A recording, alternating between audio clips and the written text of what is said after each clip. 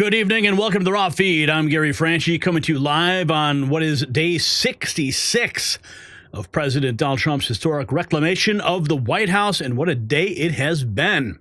Tonight we're bringing you stories the mainstream media either won't touch or will deliberately distort to fit their dying narrative. But here you get the unfiltered truth.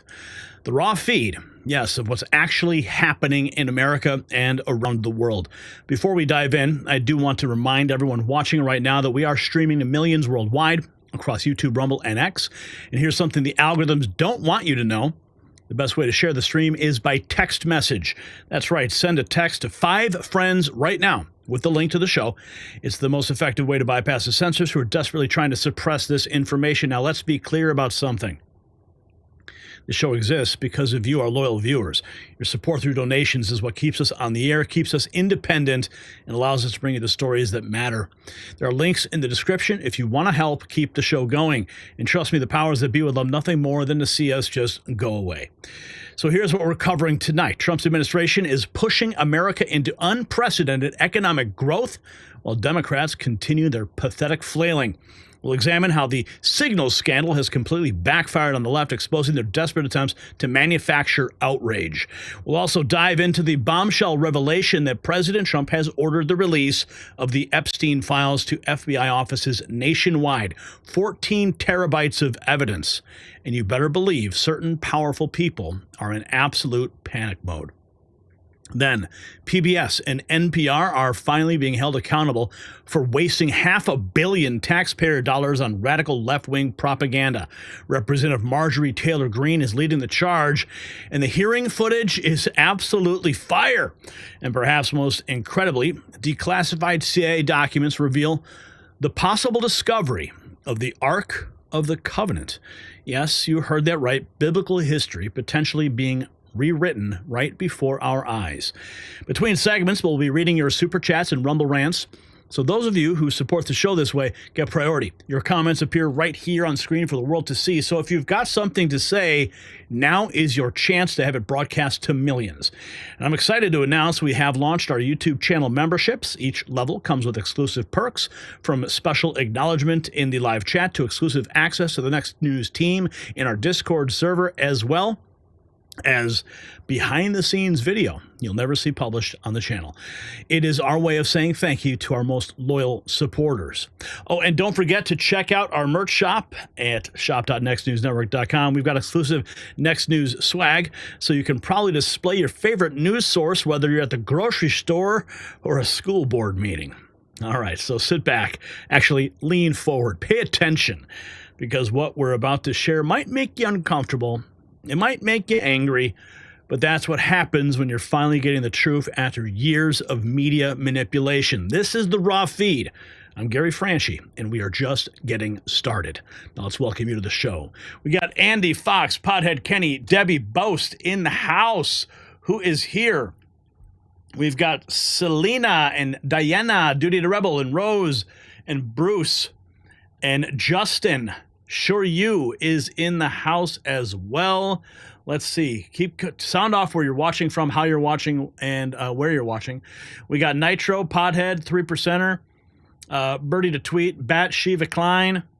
We've got Michael Jones, Thomas Peters, Crypto King, Bob Mackey, Juan Ruiz. Oh boy, when Juan is here, you never know what's going to happen on the show. We got Prophecy News Channel. We got Kim and Bob, Sandy, excuse me.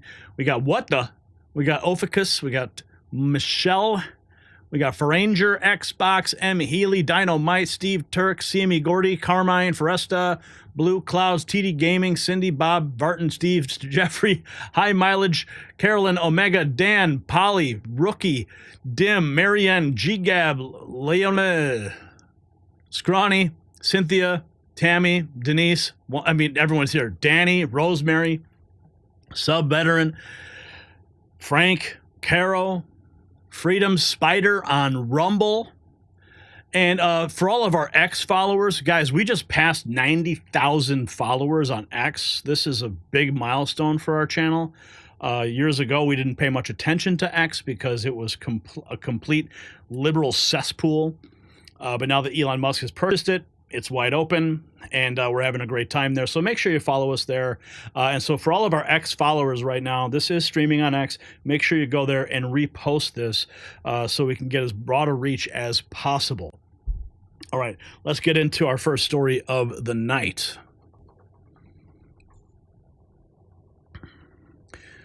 Ladies and gentlemen, what we're witnessing is nothing short of an economic miracle. On day 66 of President Trump's administration, the evidence is overwhelming and impossible to ignore. Egg prices have plummeted by nearly 60%.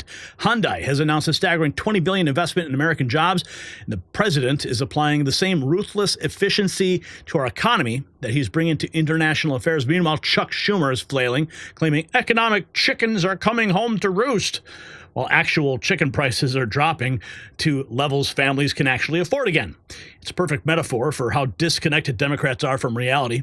And they predicted economic disaster. Instead, Trump delivered prosperity. And friends, this is just the beginning. So as we step into 2025, though, one thing is clear. De-dollarization is accelerating. China and other BRICS nations are scared of President Trump, making them more determined to reduce their dependence on the U.S. dollar. And what's their secret weapon? Well, it's gold. China has resumed buying gold, and they underreport their purchases. Why? They recognize gold's global value and ability to withstand economic shocks. Gold is tangible, reliable, and immune to economic manipulation. China and other BRICS countries, they want to be prepared, they just don't want it known. But this isn't just about nations, it's about you.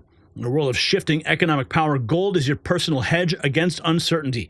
And Noble Gold Investments can help secure your financial future. So visit nextnewsgold.com. It's linked down below, or call that number 877-646-5347 to learn more and receive 10 1-ounce silver American Eagle coins with a qualified account. And we thank Noble Gold Investments for their support of this channel. Okay, we got some news here. Let's jump right into it. Here is Kara Kashyanova. She is the Gateway pundit and Lindell TV correspondent at the White House. She does a phenomenal job. Great person. I've shared the press room with her, and she got a question in today. Listen to this. First and foremost, thank the administration for the election integrity executive order, because so many journalists for 4 years were banned from talking about this very subject. So thank you to the administration for that. My question is, yesterday President Trump, when signing the order, said that there is more to come when it comes to election integrity. Would that include same-day voting and hand-counted paper ballots? And why are Democrats so against election integrity measures like obviously proof of citizenship when it comes to voting in a United States election? Well, it's a very good question. You'll have to ask the Democrats why they're against so many common sense things, not just mandating voter ID. Why are they against men and women's sports? Why are they against deporting foreign terrorists from American soil who have been designated a foreign terrorist organization? I'm referring to Tren de Aragua. As for the election integrity executive order that the president signed yesterday, this is in an effort to restore trust in American elections. There were more than 10 steps taken, 10 executive actions taken throughout this one order. It directs the department, or the attorney general rather, in Homeland Security to prevent non-citizens from any involvement in administering elections. There's also another host of actions. We can provide the fact sheet for you, but it's a very strong election integrity executive order, and the president would also like to see Congress do something about this very important issue. Yeah, they have to codify these things. And do you see this? Over in Colorado, they had a Second Amendment vote that was on the ballot. Very, very important one. But what were the legislators doing instead? Reps Lukin, Stewart, Rutinel, Clifford, Morrow, all caught playing Tetris, scrolling TikTok, Instagram, and Facebook instead of paying attention to the most radical gun ban Colorado has ever seen. Here they are. All of them caught right there. Look at them.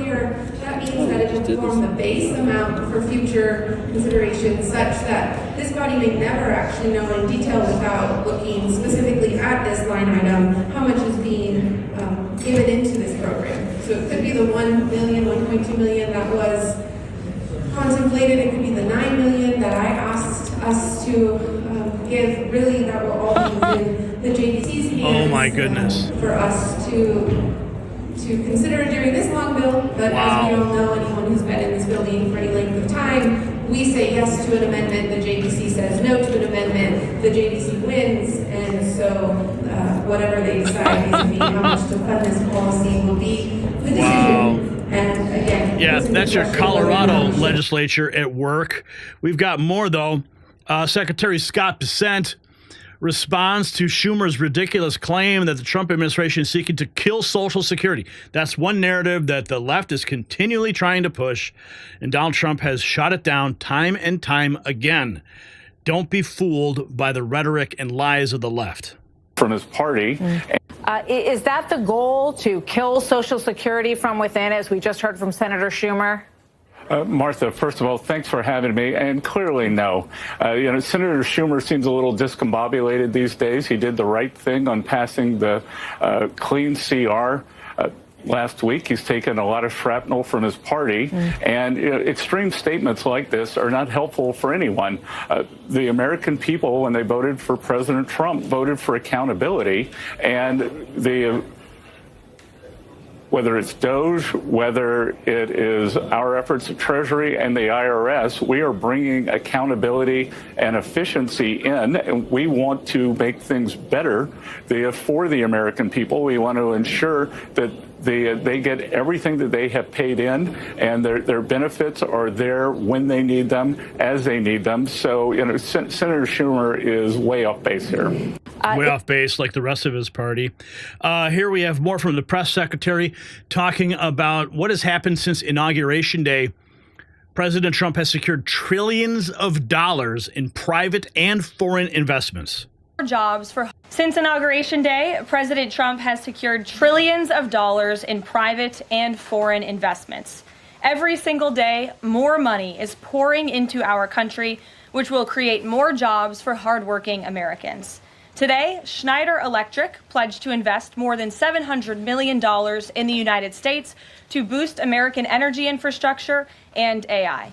On Monday, Hyundai announced a $20 billion investment in the United States, including $5.8 billion for a new steel plant in Louisiana, which will create nearly 1,500 high-paying jobs.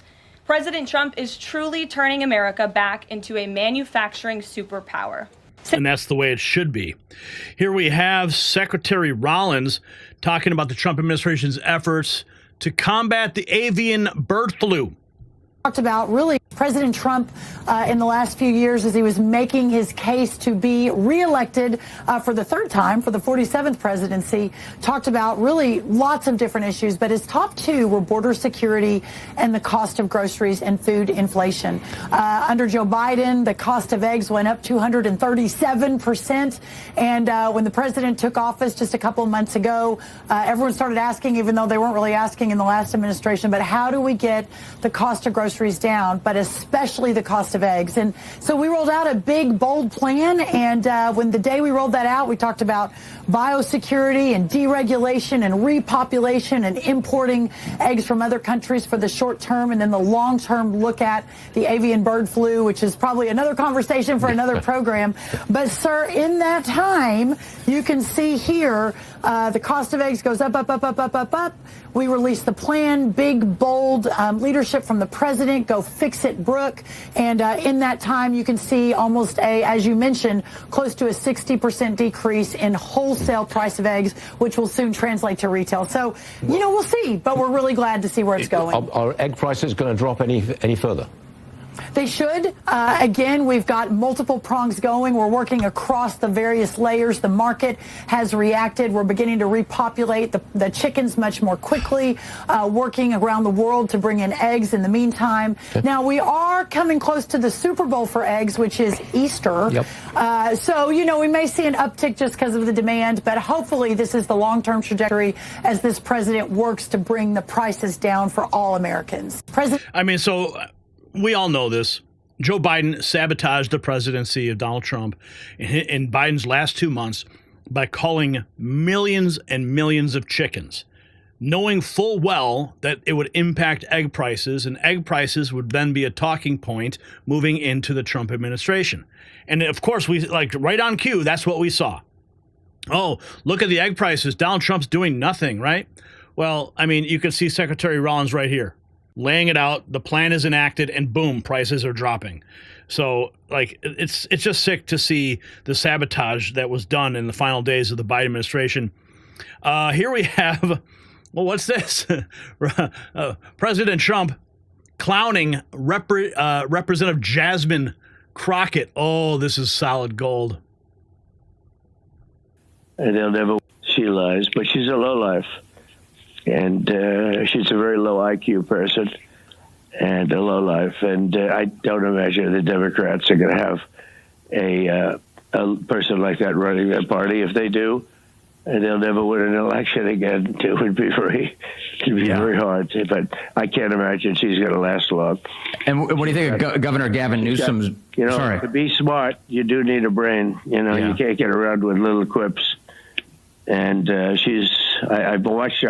I've only heard her for the last couple of days, and I watched her make a speech, and she can't speak. And she truly is a low-level person on the very important chart of intelligence. Yeah. And really, it's nice to have intelligent people running your operation. Yeah. So somebody you can talk to, who you could have a good conversation with. She was a comedian. I couldn't believe she was a congressman or whatever she is. and no, I thought she was a comedian. That's unbelievable. And she was sort of a little bit funny, but crude. And now I find out she's actually a politician. Which the Democrats are going to suffer with this one. Now, I'm sure you guys picked up on this too. I mean, it sounds like Trump's got a cold, doesn't it? I mean, he doesn't sound like the same high energy guy. Clearly, he sounds like he's got whatever's going around. I mean, there's a cold going around. Everyone I'm talking to has it. My wife had it. My kids had it. Clearly, President Trump sounds like he's got something there.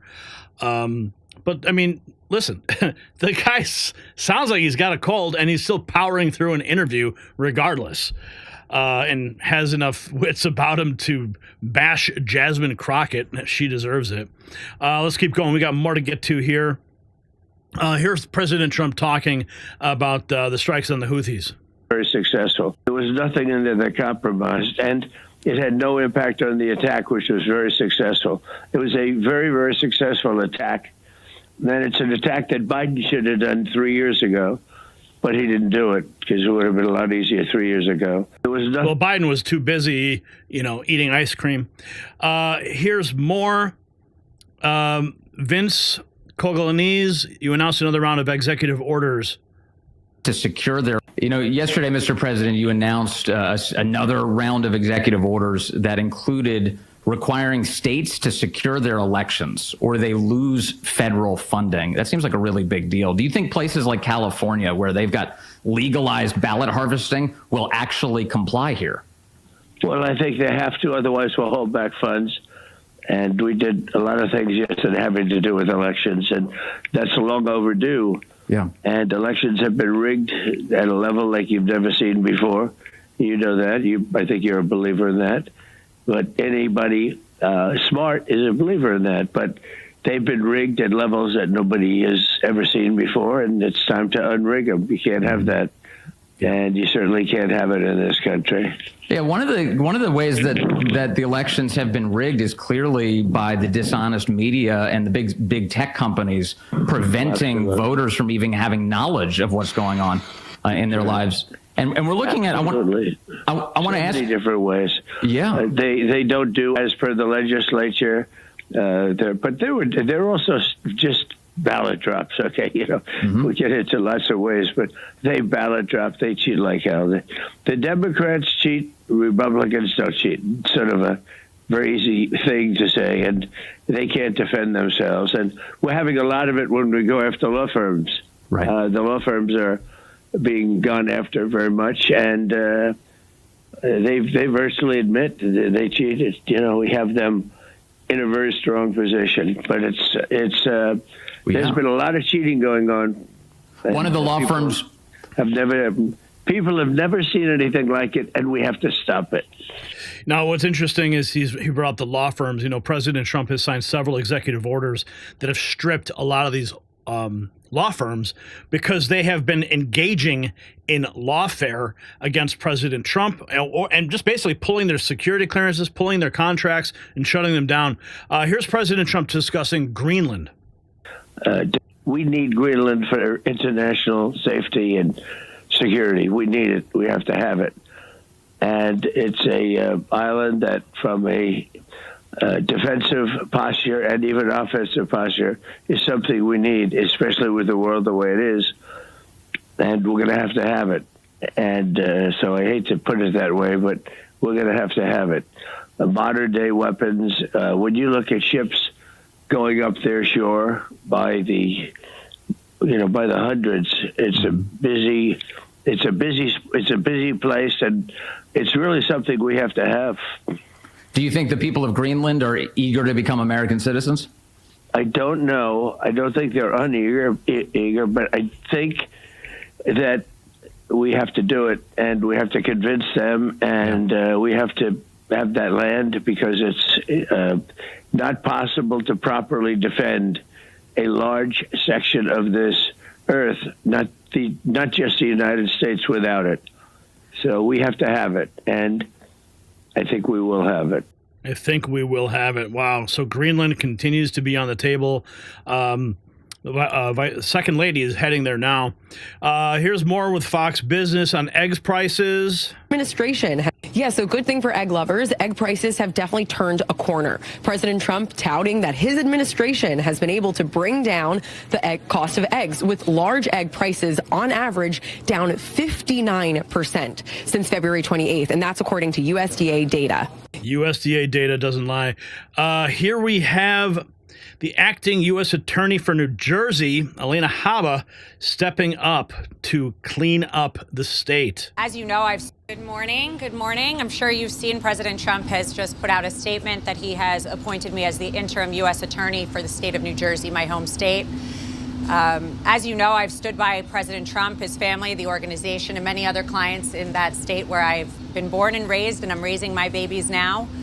But there is corruption, there is injustice, and there is a heavy amount of crime right in Cory Booker's backyard and right under Governor Murphy, and that will stop. I look forward to working with Pam Bondi and with the Department of Justice and making sure that we further the president's agenda of putting America first, cleaning up mess, and going after the people that we should be going after, not the people that are falsely accused. That will stop in the great state of New Jersey starting now. Thank you so much. Who are the people that you want to go after? We'll see when I get in there. We got to see what's going in. I know you'd love that narrative. Let me be very clear. I didn't actually. Correct, because I think Cory Booker and Governor Murphy have failed the state of New Jersey.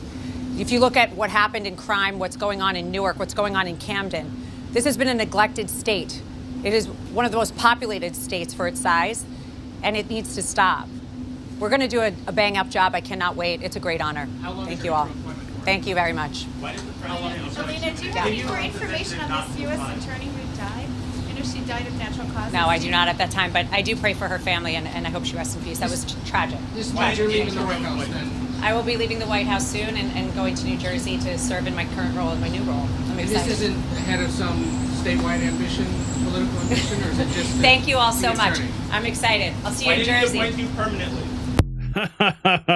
Being coy there on that last question about if she has larger political ambitions. Here we have Chuck Schumer on the Trump economy. The economic chickens are coming home to roost. It didn't just drop. Consumer confidence has dropped for the fourth straight month. And it didn't just drop. It's now at the lowest levels since January of 2021, the last time Donald Trump was president. Donald Trump's disastrous policies are starting to catch up with him. The economic chickens are coming home to roost. And I fear this is just the beginning. The beginning of the end for your career. Here we have Secretary Chris Wright talking about energy. Small modular reactor. We released, sort of a request for bids and proposals from developers in the United States for small modular reactors. The nuclear renaissance has been long talked about, but it just hasn't happened yet. We want to make it happen. President Trump was elected to make things happen. So one of the things we did from a previous draft was strip out the DEI language. Nuclear energy is about powering your homes and your businesses and the hospitals. It's not about politics or skin color or sex. It's about energy. So we're just bringing common sense back and want to get nuclear power going. So you believe stripping out these DEI regulations will open up the floodgates or at least encourage more nuclear business from the private sector? It will. Look, there's tons of great There is. There's tons of great American companies that are spending private capital to develop next-generation nuclear technologies that are small, manufacturable in factories, assembled quick on location. They're safe. Everything in the world goes wrong, and the reactors just automatically shut themselves off. So there's really some great technologies, and we just want to focus on technology and energy. What's he talking about? Small modular nuclear energy? Like, are we going to actually have, like, nuclear-powered vehicles, like this DeLorean? Like, are we going to have, like, a nuclear reactor inside our cars at some point? Like, whoa, that's pretty cool. I don't know. But that's the first thing I thought of when I heard what he said. I want to hear what he says again. Hang on. We released, sort of a request for bids and proposals from developers in the United States for small modular reactors. Small modular reactors. Doc Brown would be proud. Okay, let's keep going. I want to keep my eye on that one. That's wild. What happened here? There's a woman who fell after attacking a man for wearing a MAGA hat. You want my... Was I upset to see a woman fall?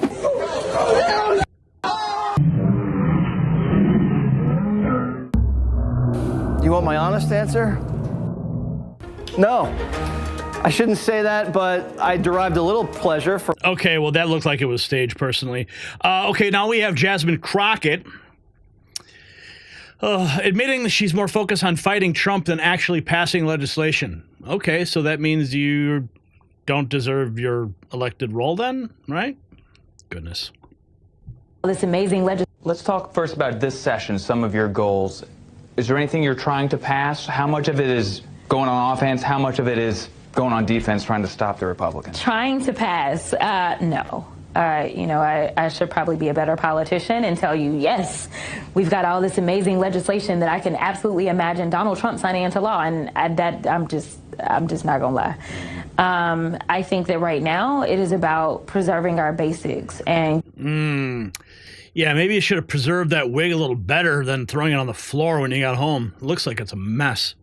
Getting back some of the norms that make sure that people have food on the table, the norms that make sure that people aren't going through any extra layer of stress when it comes to figuring out education for their kids. So right now, I can tell you that unfortunately, I am not working towards very much that I would consider being the progress train. I am working to make sure that I can minimize the regress train right now. And I think, and I hope that my district appreciates that I am being honest with them. Let's talk first about this. You're being honest with them? Sure you are. Okay, we got some more news to get to in this segment. Let's take a look at what's going on with national security. Pete Hegseth on the case. Under Biden, we let our troops and ships get shot at. We also have seen it on full display in what's been done to the Houthi terrorists and what they're trying to do to close freedom of navigation. You see, under the Biden administration, we let our troops and our ships, and both warships and commercial ships, get shot at to no consequence. What does that look like? That looks like weakness. And what President Trump has said is, peace through strength is back. We will reestablish deterrence. That's not acceptable. And our ongoing campaign against the Houthis has been devastatingly effective. And here we have more from the press secretary. We're not going to be lectured about national security. In the main, we are not going to be lectured about national security and American troops by Democrats in the mainstream media who turned the other cheek when the Biden administration, because of their incompetence, left 13 service members dead in Afghanistan, and not a single person in the previous administration was held accountable for that botched withdrawal. Joe Biden said, in fact, it was a great operation. That is despicable. It's unacceptable to this president and this Secretary of Defense. The National Security Advisor has taken responsibility for this inadvertent number being added to the messaging thread. But above all, we take the lives of our troops, safety, security, prosperity around the globe with the utmost seriousness. Now, that press conference today, it was a mess. The mainstream media continuing hammering the talking points. But let's go over to the hearing that was with FBI Director Kash Patel talking about expelling and extraditing FBI's most wanted. Should have been doing all. Director Patel, there was a specific accusation made about how close we are working with Mexico currently. My understanding, and I want to congratulate you on this, and I think it shows a shift of focus at the FBI since you've taken over to what it should have been doing all along, which is chasing the 10 most wanted that are threatening our country. My understanding is that 2 of the 3 were actually arrested in Mexico and are being extradited back to the United States. Is that correct? Yes, sir. We have been working. One of the first meetings I took as FBI director was my counterpart, Secretary Farouche in Mexico. And subsequent to that, we have repaid or extradited or expelled from Mexico 2 top 10 of the FBI's most wanted list and 33 other criminals. Well, it sounds to me like we're working closer with them today than we have in the last several years, and that the focus of the FBI has shifted to actually protecting American citizens instead of arresting pro-life protesters. Our mission is to find violent criminals wherever they are, and if they're in Mexico, we're going to get them. Director Patel. I'm not going to say anything about the 2 people sitting behind Mr. Scott at all. Okay, let's keep going. Here's more from the FBI director talking about the drug seizures and narcotic interdictions. Particularly on my priorities at the FBI have been to partner with state and local law enforcement in ways that we have not done so before, particularly on information sharing, and it's a 2-way street. And in order for us to effectuate drug seizures and narcotics interdictions in the 50 states, we treat them as all border states because that's what's happening. We have an American citizen die of a drug overdose every 7 minutes. That is wildly out of control and unacceptable. But the FBI cannot do that mandate and secure the American people from Washington, D.C. So we're putting resources in the field. We were working with our partners at the state and local level. And we are seeing immediate results, as we are seeing in Arkansas, as I outlined yesterday, with hundreds of arrests, thousands of pounds of narcotics seized, dozens of weapons, and multiple indictments. Wow. Dude, that guy's on point. Here's Tulsi Gabbard on the Iran-backed terrorists. Military withdrawal. Iran will likely continue efforts to counter Israel and press for a U.S. military withdrawal from the region by aiding, arming, and helping to reconstitute its loose consortium of like-minded terrorist actors, which it refers to as its axis of resistance. Although weakened, this collection of actors still presents a wide range of threats, including to Israel's population, U.S. forces deployed in Iraq and Syria, as well as U.S. and international military and commercial shipping and transit. She's not messing around either. She's laying it down. Here she is doing some more. While some of these key drivers of migrants are expected to persist, heightened U.S. border security enforcement and deportations under the Trump administration are proving to serve as a deterrent for migrants seeking to illegally cross our borders. U.S. Border Patrol apprehensions along the southwest border in January 2025 dropped 85% from the same period in 2024. Okay, let's keep going. We've got some more, I believe, in this segment. Let's go check out what J.D. Vance is up to. No more quotas, no more ridiculous mumbo jumbo, no more diversity trainings. We believe the real strength and the real diversity in the United States Marine Corps is that you all come from every walk of life, come from every corner of America, and you have got the strength and the purpose to win the nation's wars. And that is what the Marine Corps is going to do, just like it's done for damn near 250 years. Yeah, let's go, baby. He's at the Marine Corps base in Quantico, Virginia. Okay, we got some more. Vice President, a veteran of the USMC himself, receives a thunderous welcome. Listen.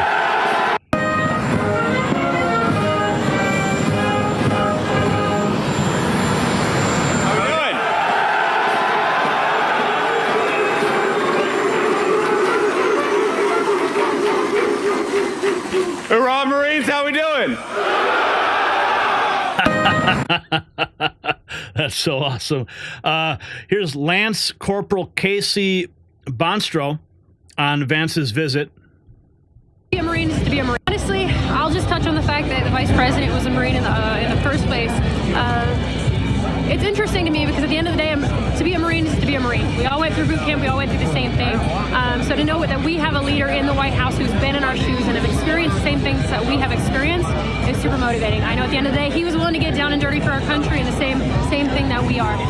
So the end of the day, the fact he's come in, taking his time to talk to us, it's amazing. And have a leader who's willing to do that, it's really cool to see. Awesome. Honestly, people love Vance. Here's some Marines waiting for him. So can you guys share how you feel about the Vice President coming today? Very excited. Yeah? Okay, what about you? We'll start with you. Why are you excited for Vance to come here today? I'm just excited because I've worked here for 3 years and I just love being here. So. Yeah? What about you? What do you think of the VP coming? Very excited to be the Vice President in my uniform in the Marine Corps. Yeah? What does it mean to you that the Vice President is a Marine? It means a lot because it's a once-in-a-lifetime opportunity. Not everybody gets to meet someone like him. Yeah. What about you? It's definitely going to be a breath of fresh air, to have a Marine that's going to be, second in charge. So super excited for that. And you?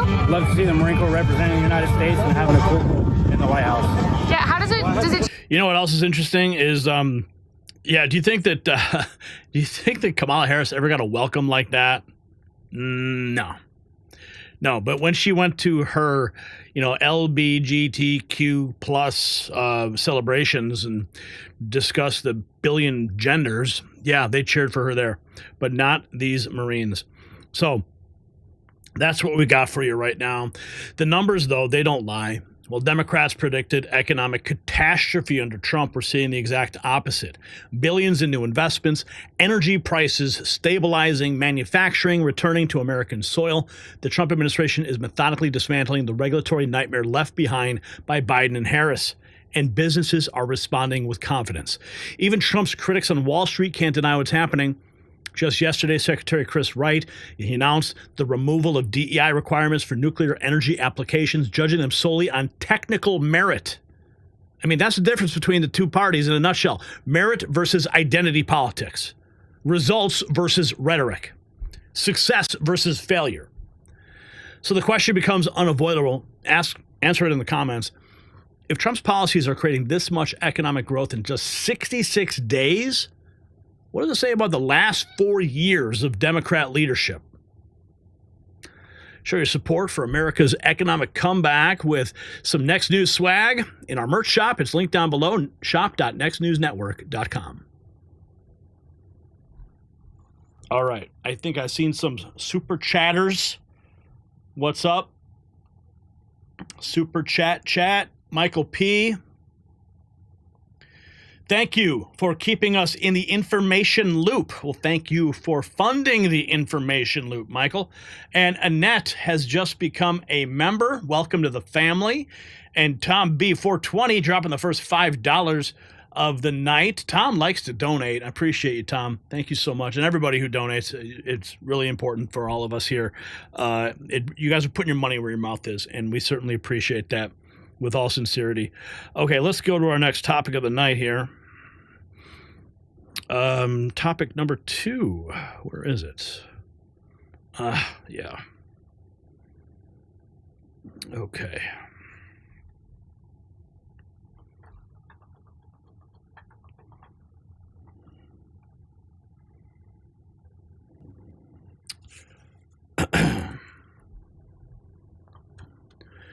Have you noticed how desperate the media has become lately?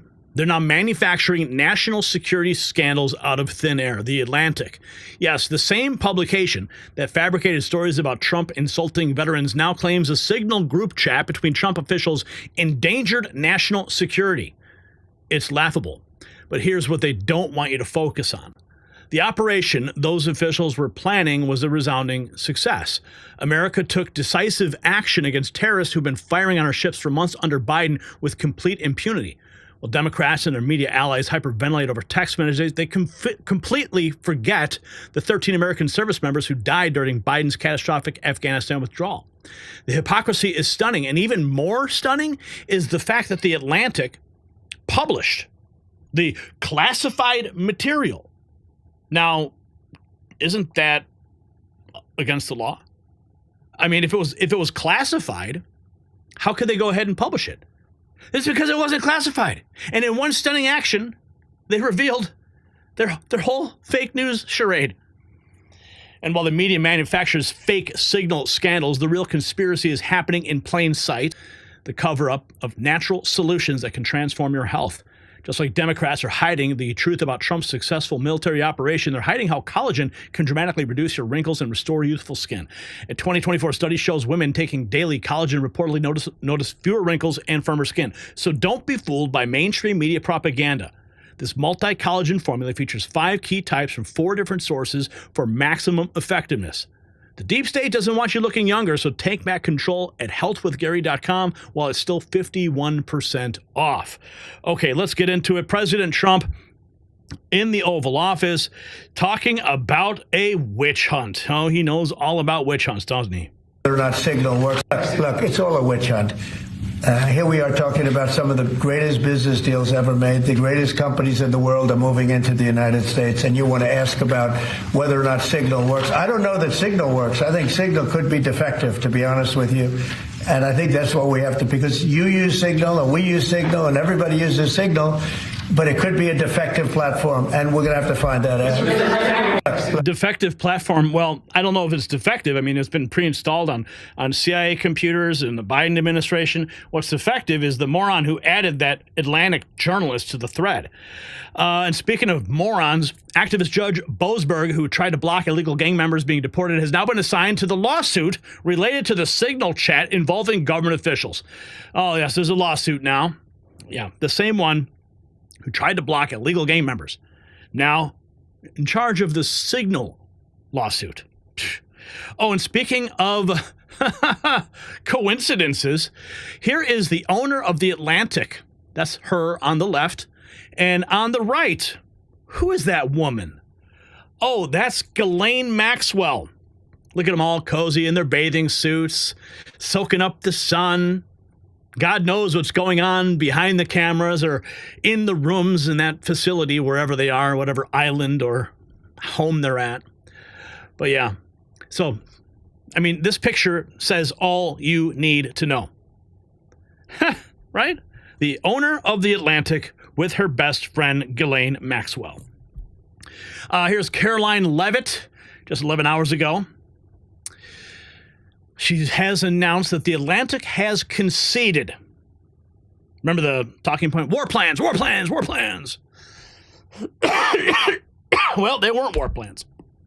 The entire story was another hoax written by a Trump hater who is well known for his sensationalist spin. Look at that. Here are the attack plans that Trump advisors shared on Signal. Again, I bring up this point. If these were classified, if these were leaked material, leaked information, why in the hell would this guy publish it? Okay, just the mere act of publishing it proves that it wasn't classified to begin with. Here's Cat Turd. Yep, and he's quote tweeting Pete Hegseth, who had this to say. Look at Hegseth. He says, so let me get this straight. The Atlantic released the so-called war plans, and those plans include no names, no targets, no locations, no units, no route sources, no methods, and no classified information. Those are some really shitty war plans. This only proves one thing, that Jeff Goldberg has never seen a war plan or an attack plan, as he now calls it, not even close. He says, as I type this, my team and I are traveling to Indo-PACOM region, meeting with commanders, the guys who make real war plans, and talking to troops. We will continue to do our job while the media does what it does best, peddle hoaxes. Another hoax getting debunked in real time. And here we have more from the Secretary of Defense, wrecking the Atlantic for their sensationalist reporting. Listen. And nobody's texting war plans. Well, I noticed this morning out came something that doesn't look like war plans. And as a matter of fact, they even changed the title to attack plans because they know it's not war plans. There's no units, no locations, no routes, no flight paths, no sources, no methods, no classified information. You know who sees war plans? I see them every single day. I looked at them this morning. I looked at attack plans this morning. You know who does attack plans and war plans? Men like that admiral right there, Paparo, for the Indo-Pacific, or Eric Kurilla, our general in CENTCOM. They do attack plans and war plans. And thank God we have those leaders who do it and do it well, and our enemies know it. My job, as it said at the top of that, everybody's seen it now, team update is to provide updates in real time. General updates in real time, keep everybody informed. That's what I did. That's my job. The war fighters will take the fight to the enemy, and I love what they do. And with President Trump's leadership, our enemies are on notice. We will have peace through strength, and we'll keep putting our troops first. Let's go. Put our troops first. Let's keep going. Here we have the press secretary earlier today talking about how Signal has been approved for government use.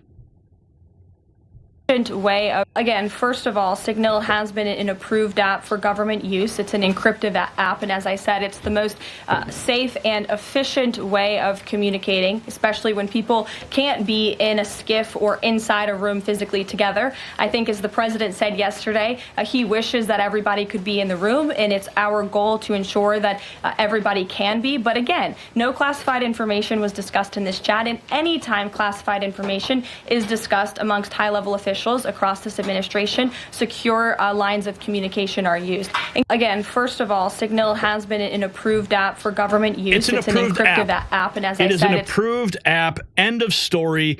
Here's President Trump shutting down CNN's Caitlin Collins. Oh, yeah. Watch this. It's quick, very quick, but you got to listen carefully.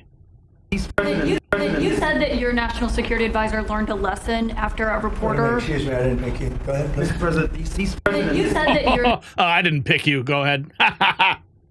You said that your national security advisor learned a lesson after a reporter. Excuse me, I didn't pick you. Go ahead, please. Mr. President. Excuse me, I didn't pick you.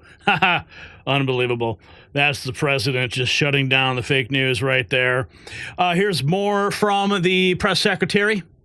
Democrats, we are not going to be lectured about national security and American troops by Democrats and the mainstream media who turned the other cheek when the Biden administration, because of their incompetence, left 13 service members dead in Afghanistan, and not a single person in the previous administration was held accountable for that botched withdrawal. Joe Biden said, in fact, it was a great operation. That is despicable. It's unacceptable to this president and this Secretary of Defense. The National Security Advisor has taken responsibility for this inadvertent number being added to the messaging thread. But above all, we take the lives of our troops, safety, security, prosperity around the globe with the utmost seriousness. And regardless of what they say from the White House, they're still calling for Pete Hegseth's resignation. Here we have more from the fake news going after the press secretary, and she handles it like a star, like she does. Americans can make the decision for themselves, but whether it's the you said it's not war plans.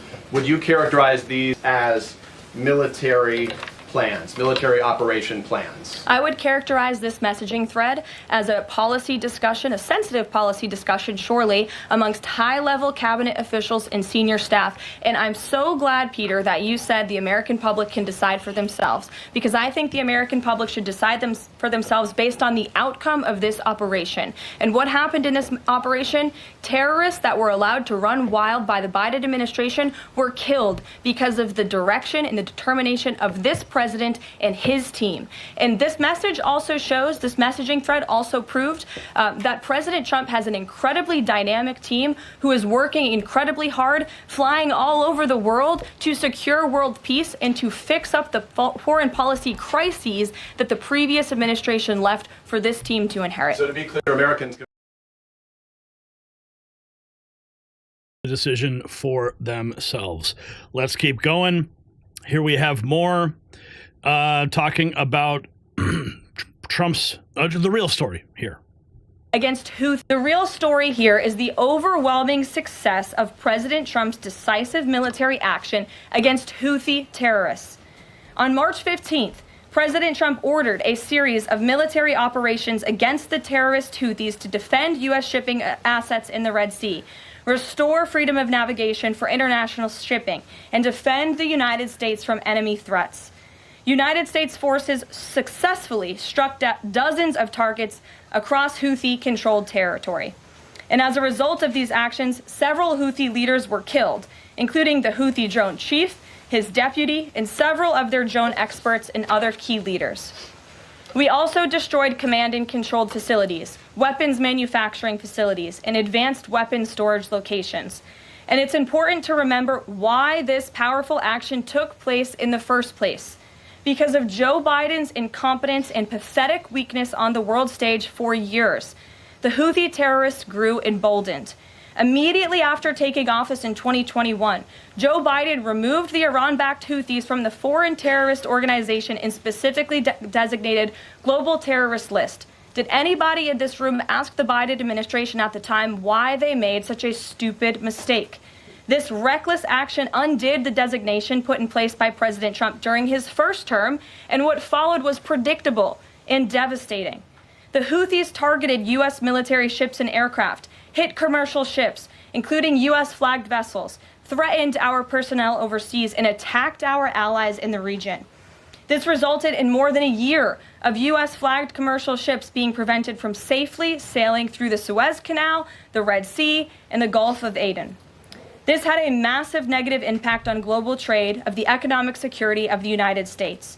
Joe Biden was the commander-in-chief, and he sat on his hands while the United States of America was bullied and embarrassed by terrorists. President Trump and his team are putting a stop to these threats and restoring American strength around the world. The Trump peace through strength approach means no terrorist force will stop American commercial and naval vessels from freely sailing the waterways of the world. The real story. Yeah, that is the real story. But the Atlantic and the mainstream press are going to continue to try to drive a wedge between Hegseth and President Trump. Here is a CIA director talking about taking questions on this ridiculous narrative. And for the last 2 days, members of the intelligence community have been asking questions about a signal messaging group and not asking questions from Democrats either in the Senate or the House on China, Russia, Iran, and the real threats that are going on to the United States. And you can say that you care about the good work that agencies are doing like the CIA and that you care about 140 stars on the wall. But no one's asked me about my second day on the job here, where I lit the fuse that led to a foreign government participating with us to capture one of the senior planners of the Abbey Gate bombing that killed 13 Americans. And in the process, we worked with a government that previously hadn't, that hadn't cooperated with us on counterterrorism matters. Or the fact no one has focused on that within an hour of that taking place, I was on the phone with Director Patel, and a few hours later with Attorney General Bondi, working together, the IC and the FBI working together to bring this person home in less than a week. Unprecedented success for the intelligence community and the law enforcement community. Exactly representative of the kind of work that we should be doing and the kind of work that an oversight committee should be asking about. But instead, we're getting questions about whether or not someone has drinking habits. And, you know, I just wish in an annual threats hearing where the American people want to hear about threats, that's what we would be talking about. Thanks for the opportunity. Yeah, the real threats. The real threats are coming from the left-wing media, drawing these ridiculous narratives. And speaking of ridiculous narratives, Representative Jimmy Gomez implies that the Secretary of Defense was drunk. To your knowledge, do you know whether Pete Hegseth had been drinking before he leaked classified information? I don't have any knowledge of Secretary Hegseth's personal habits. Director Radcliffe, same question. Yes or no? You know, no, I'm going to answer that. I think that's an offensive line of questioning. The answer is no. I find it interesting that you want to... No, I'm going to answer. You asked me a question, you want an answer? No, listen, you don't want to focus on the good work that the CIA is doing, that the intelligence community... Director, I reclaim my time. Director, I reclaim my time. Here, I have huge respect for the CIA, huge respect for our men and women in uniform. But this was a question that's on the top of minds of every American, right? He stood in front of a podium in Europe holding a drink. So of course, we want to know if his performance is compromised.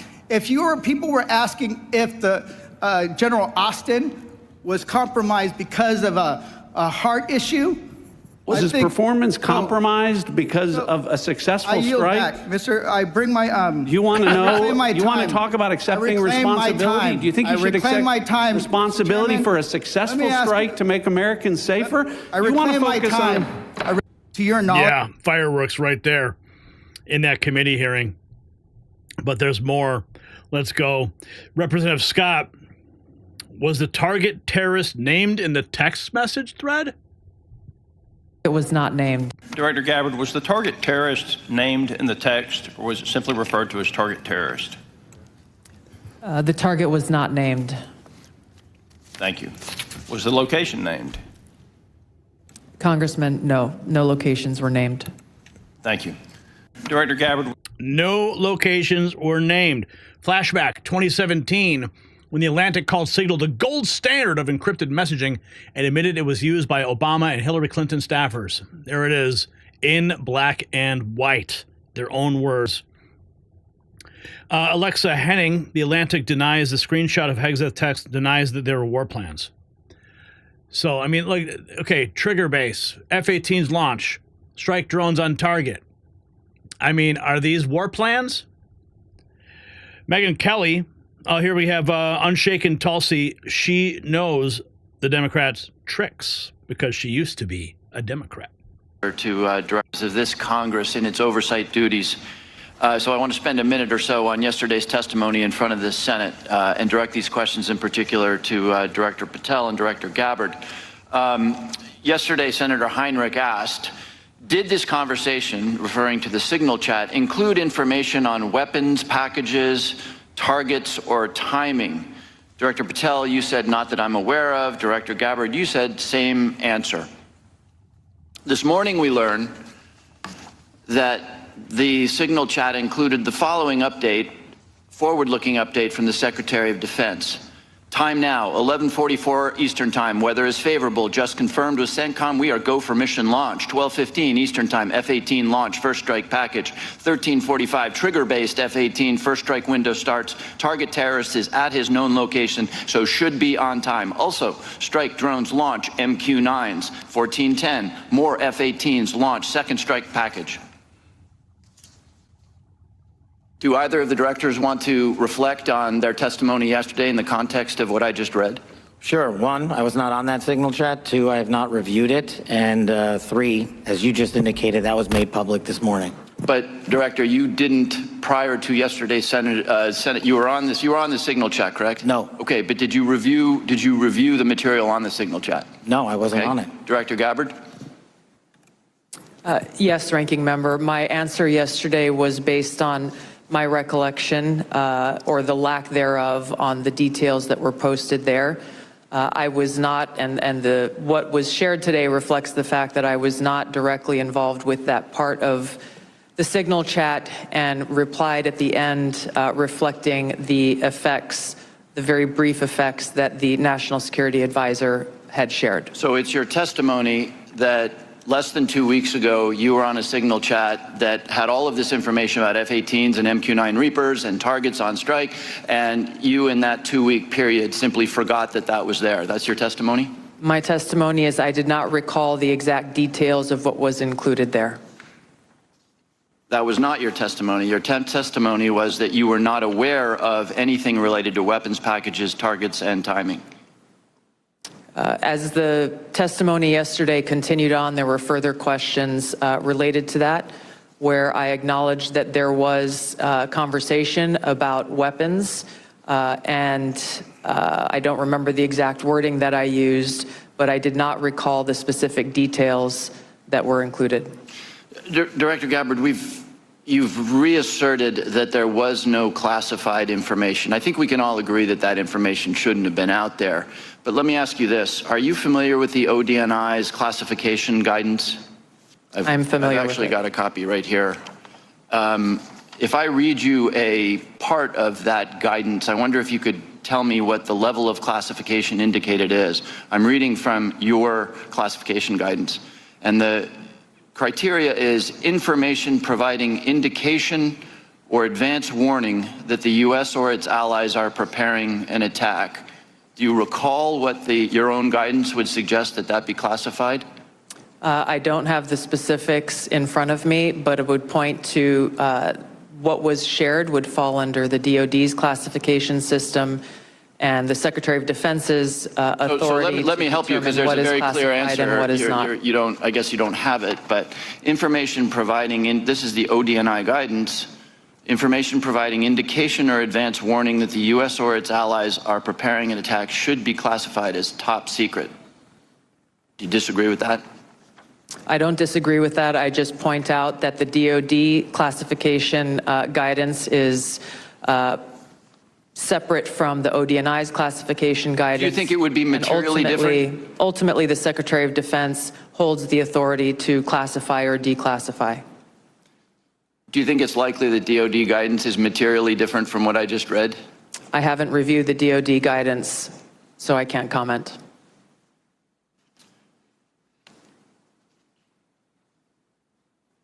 Director Gabbard, a lot of this suggests sort of a lack of sobriety. When there's punch emojis and fire emojis, it's a lack of sobriety.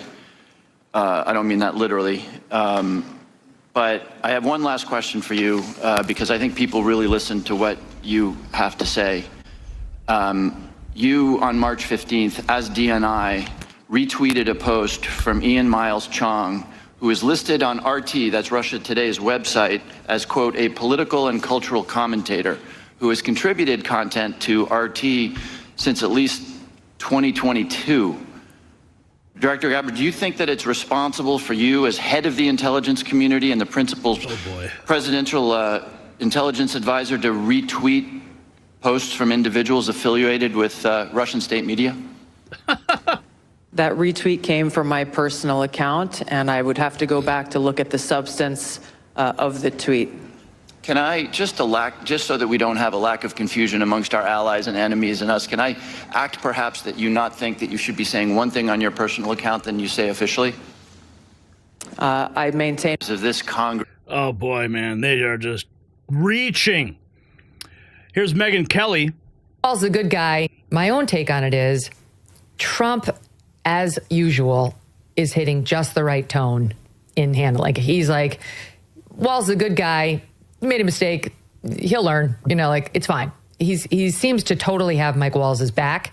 That was said directly to a couple of reporters this morning. Peter Doocy was one of them. And who was the other one, Steve? It was an NBC reporter. Oh, Garrett Hake. Yeah, in the gaggle. Do we have that on cam, Trump's tone? We do, I think. Right? No, we don't have that. Oh, because it wasn't on cam.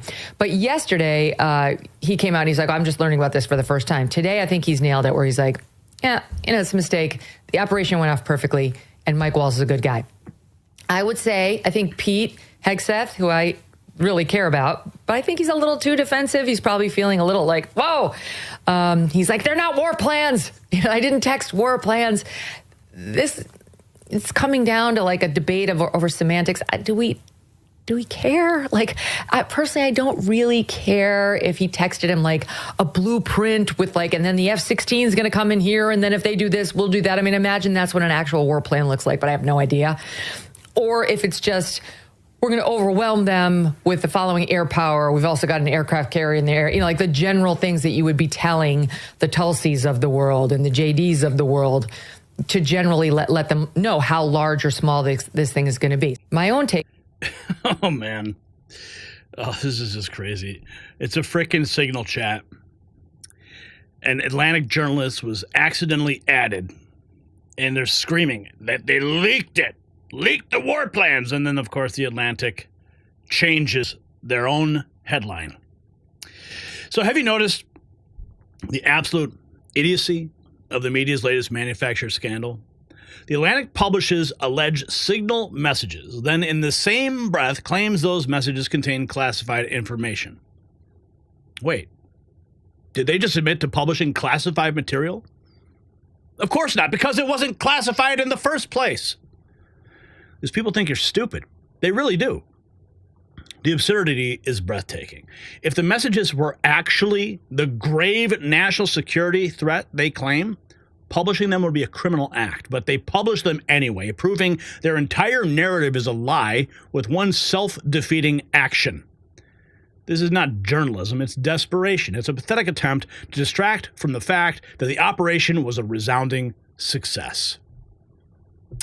So, there you have it. Okay? It's so true, right? So, where are we going to go from here? We're going to tell you. Because the Signal scandal exposes the media's intellectual bankruptcy.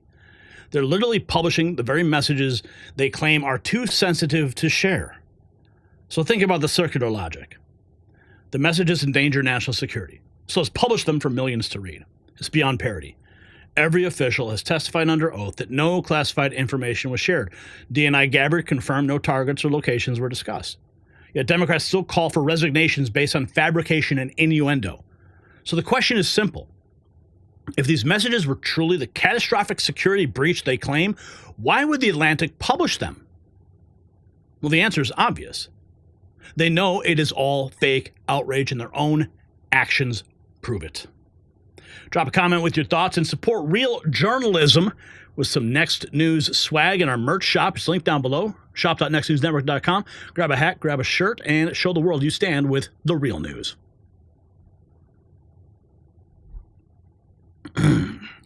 Okay, let's see what we got going on in the chat room. Paul Kendall dropping at $1.99. Oh, wait, Tom B, did you do another one?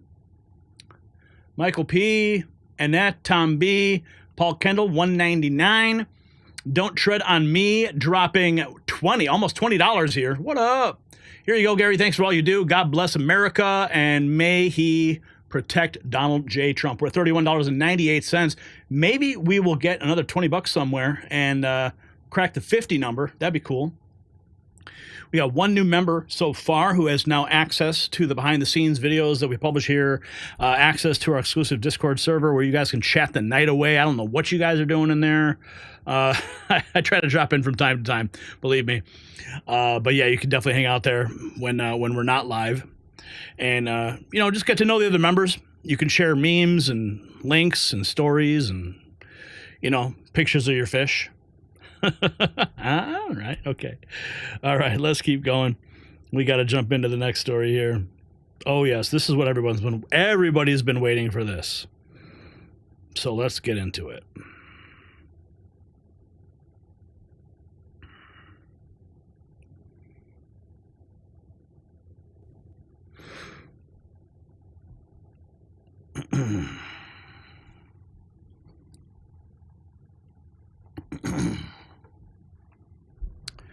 So we've been hearing about the Epstein files for years, the infamous island, the flight logs, the powerful people desperate to keep their names hidden. But now finally, under President Trump's direct orders, the dam is breaking.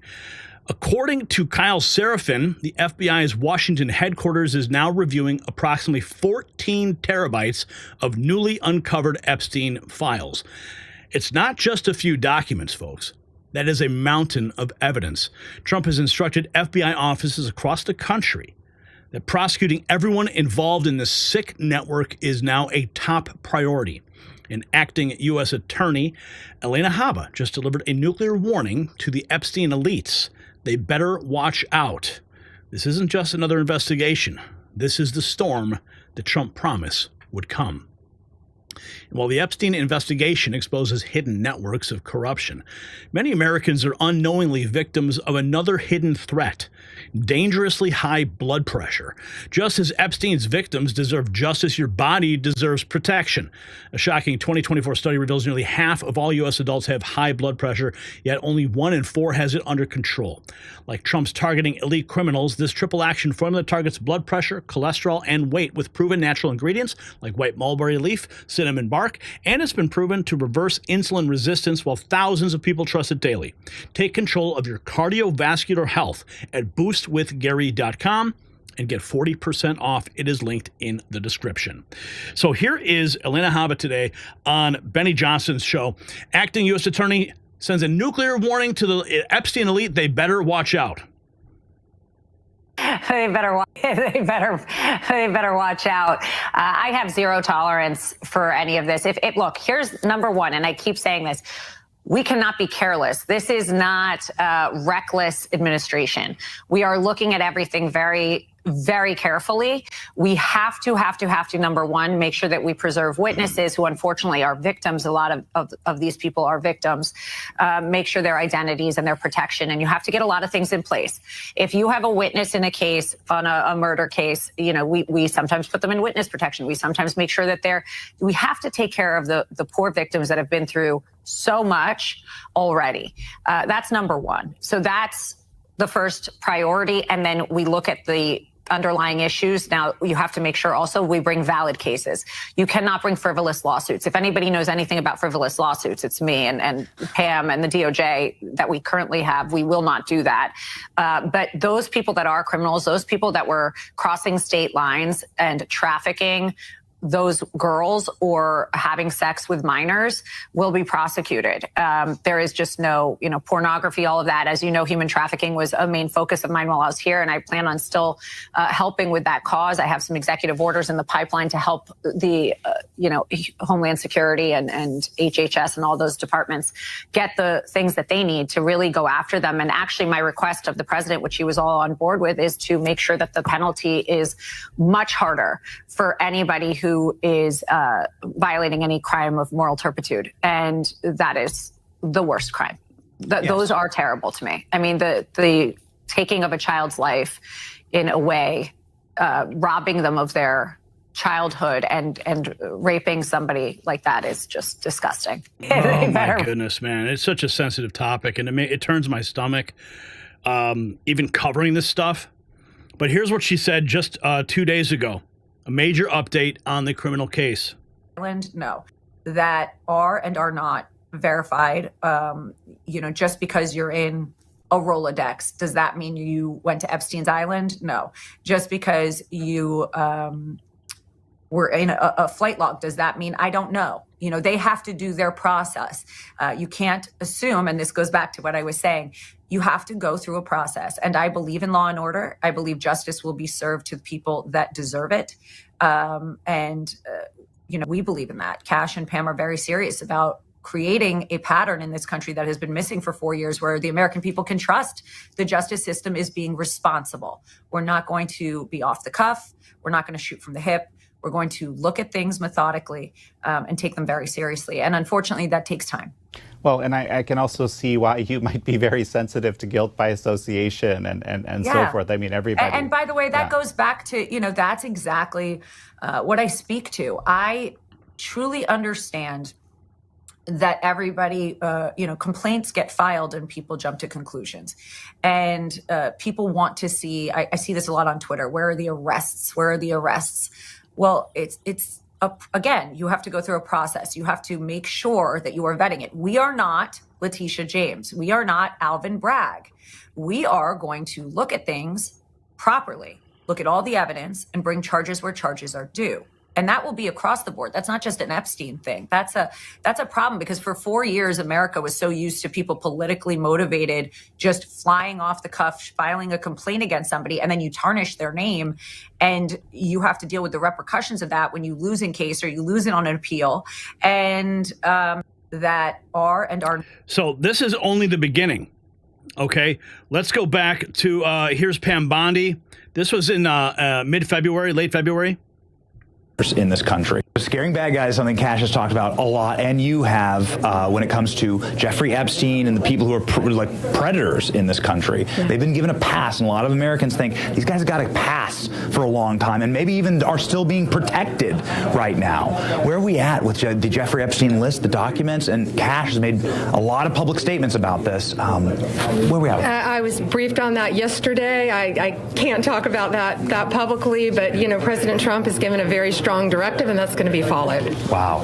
Okay. So a lot of documents. Yeah. Okay. All right. So people can expect actual movement on this. It's not just empty promises. Oh, Donald Trump doesn't make empty promises. Yeah, right. I think promises made, promises kept, and that's why we're all there to carry out his directive about making America safe and prosperous. Scaring. Let's keep going because here's some more on that. This is late February. This is a Fox News alert. The Epstein files have been released. Fox News senior national correspondent Kevin Corke has been pouring through all the documents. Kevin, what can you tell us? Evening, Laura. I don't want to oversell this because I don't think there's a whole lot to sell, at least so far. We'll probably learn a lot more tomorrow. Now, keep in mind, this is late February when that first tranche of documents were released. So there's still more. Everyone wants to see them. They're coming. That 8 a.m. deadline that the AG has given the FBI in New York to turn over everything in their possession. But let me back up for just a second. The Attorney General, you recall last night, called it breaking news. She promised that we would get the Epstein files today, and while that turned out technically to be true, what we've seen so far, critics have argued tonight, really hasn't lived up to the dramatic billing. Now, we began the day with somewhat high expectation, having seen some influencers with so-called Epstein file folders.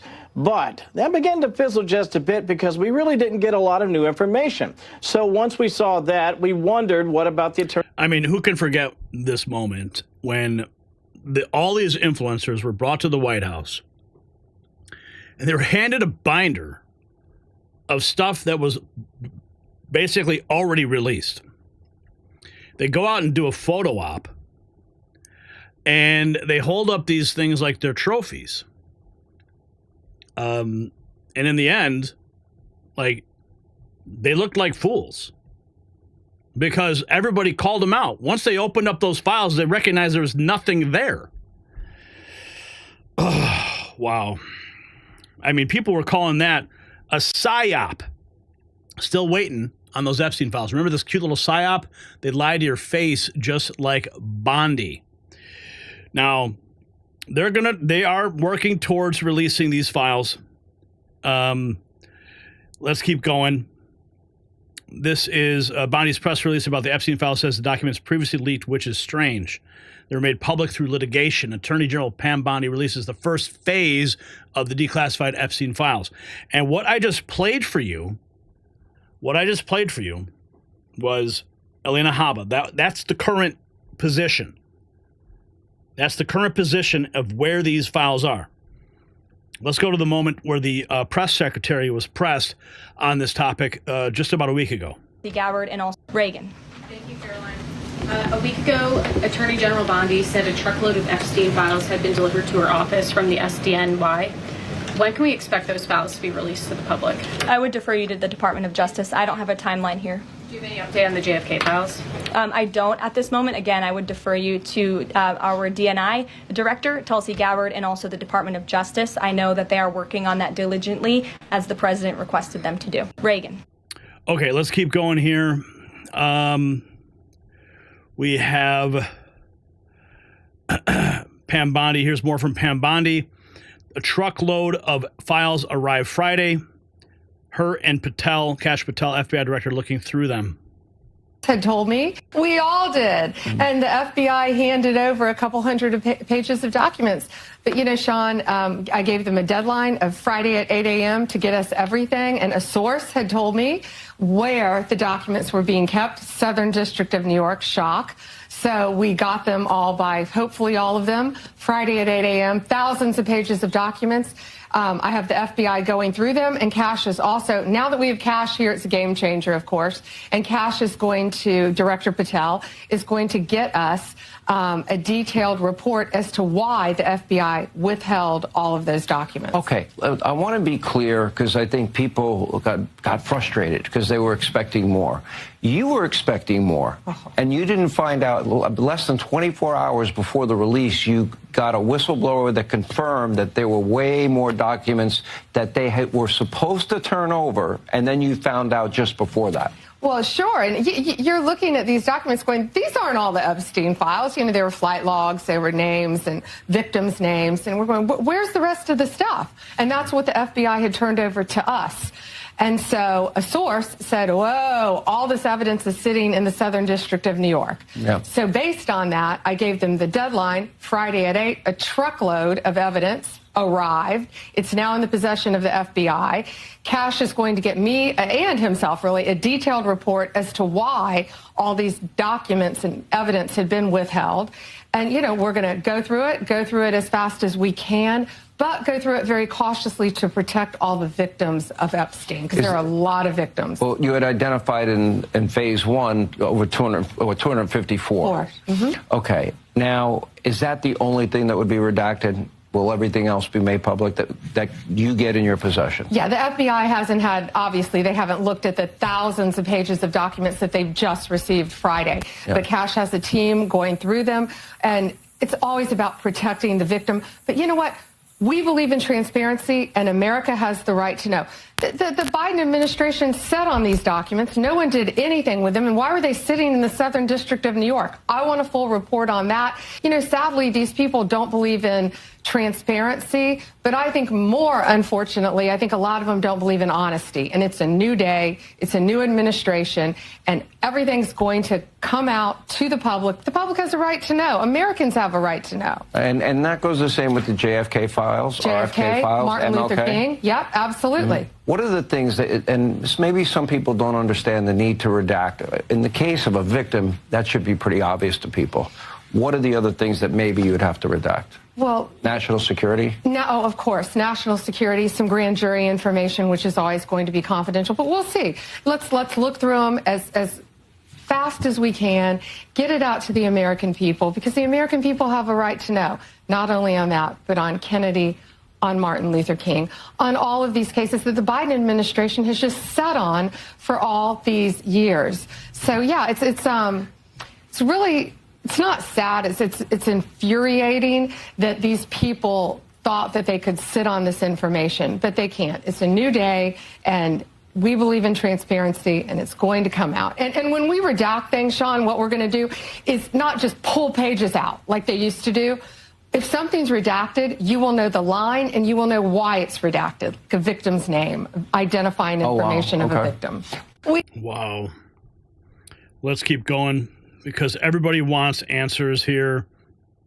23 hours ago, the FBI's Washington, D.C. headquarters is now reviewing approximately 14 terabytes of newly uncovered Epstein files, according to sources cited by whistleblower Kyle Seraphin. So that's huge news. Juanita Broderick, she is not happy. 3 days ago, she says, what about the Epstein files? We need to rest. This is getting very old. But then we have this from Alex. Check this out. Look, I don't blame people that are so used to being lied to, thinking that, oh, we're never really going to get what the FBI has on the Epstein files. And we'll never get it all, because the bad guy's been in control for decades, and most of it's probably been destroyed. But 14 terabytes were retrieved 3 weeks ago when Pam Bondi and Kash Patel raided the FBI headquarters in New York. They made the head of it step down, who was covering it up. And then she said, we've got truckloads of it. It'll take a few weeks to go through it. Well, she came out yesterday and said, we've identified hundreds of new victims. It'll take time to process. We got to take out their names, but we're investigating now, and those involved will be prosecuted. Then Kyle Seraphin was scheduled for weeks on my show about the FBI files that got released a month ago, where I was the target of a national security investigation under Obama that went through the Trump administration. He didn't know about it. But when I learned this new information as a side note from him today, before he went live, I said, let's forget about me being persecuted. Let's talk about what you just told me. And he goes, well, here, I'll just show you. So he showed me the text messages the last few days and today from the D.C. field office, told me the guy's name, said they're patriots, just don't say their names, but they were happy for me to know, they're listeners. And we're talking the FBI field office, you know, in there, around the country, but also the D.C. headquarters. Because it was also field offices, showed me those around the country. And they've been given 14 plus terabytes, video, audio, files, just horrible stuff. And they're having to get volunteers, that's how it works, to go in and actually watch it, because it's, you know what it is. Serious crimes against children. And they've been ordered, and it was in the news. Pam Bondi said, I've got a task force, it's top priority, 24 hours a day. It's our main focus to go through all this. And what we got in the truckloads that the deep state and the Democrats, were hiding in New York, where they were running it with Comey's daughter that ran the investigations, the cover-ups. And for people that don't get this, let me explain this to you. If Trump was going to use that for blackmail in the deep state or a cover-up, he wouldn't distribute the files to the FBI field offices across the country. Like, here's the full file, go investigate, bring us cases. And that's the order. So when you're centralizing something, you run out of DC. No, they've given it to the field offices. So they've given it to the field offices. That's the first level of the cover-up falling. To give it, because there's some good FBI agents, quite a few, but they're compartmentalized. Around half, I would say, according to my sources and experience, are good people. They deal with bank robberies, kidnappings, real stuff, money laundering. And the others at the top are political. So I'm going to say it again. They got the files in a raid 3 weeks ago, and now in the last few days, they distributed them, and so many agents got on it that it crashed the servers, but it's back up. So Trump has released the files, released the hounds, like when they release beagles or whatever, foxhounds to go after the fox. Trump has cried havoc and loosed the hounds of war, William Shakespeare, okay? So he has set them loose to bring the cases to the DOJ that's been told go after it. So this is seismic, this is massive, this is historic, this is huge. Do you understand? They got the files, the hidden stuff, what they got. Importantly, it's insane. They've already found hundreds of victims, so there's real stuff in there. And I guess the FBI had saved some of the videos and hard drives they got from Epstein's Zorro Ranch and New Mexico and Little St. John's and the Caribbean and his New York thing and all of it. So this is insane. And all Trump's actions today were cutting all the funding to Planned Parenthood, releasing Crossfire Hurricane, on and on and on, going after the election fraud with executive orders. They're so powerful. I mean, this is incredible. I mean, day 63 is amazing. I mean, Trump has released the files to all the FBI offices. Total decentralization. They never do that. Hoover kept his blackmail files in a safe in his house. This is the complete opposite of that. This is revolution. This is the info war. The globalists try to destroy America, try to kill Trump, try to destroy me, they try to destroy you. They fucked around and they found out. Yeah, God, man, I love him. Oh, I love him so much, man.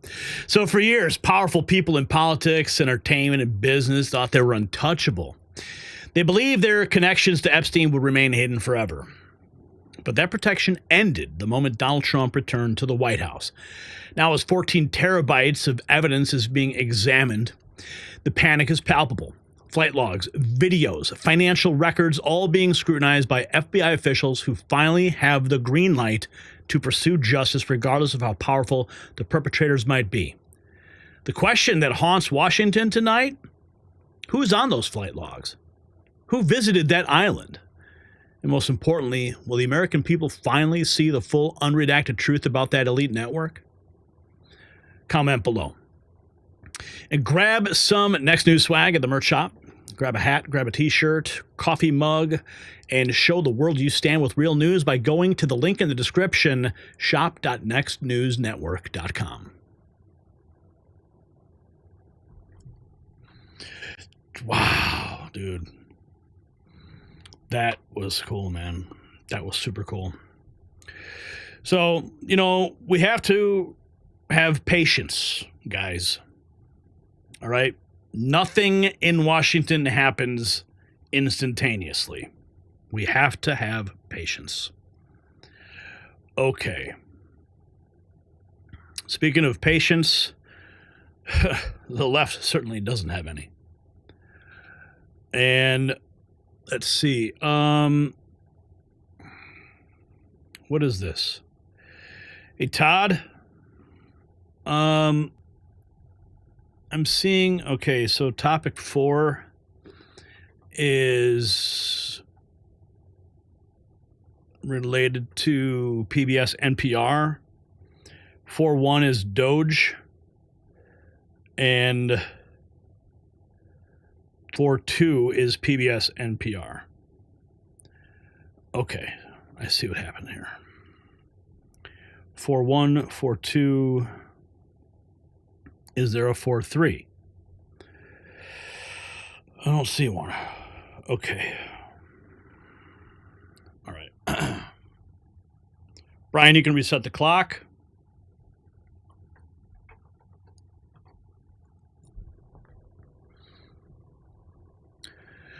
$500 million of your tax money is going to fund what exactly?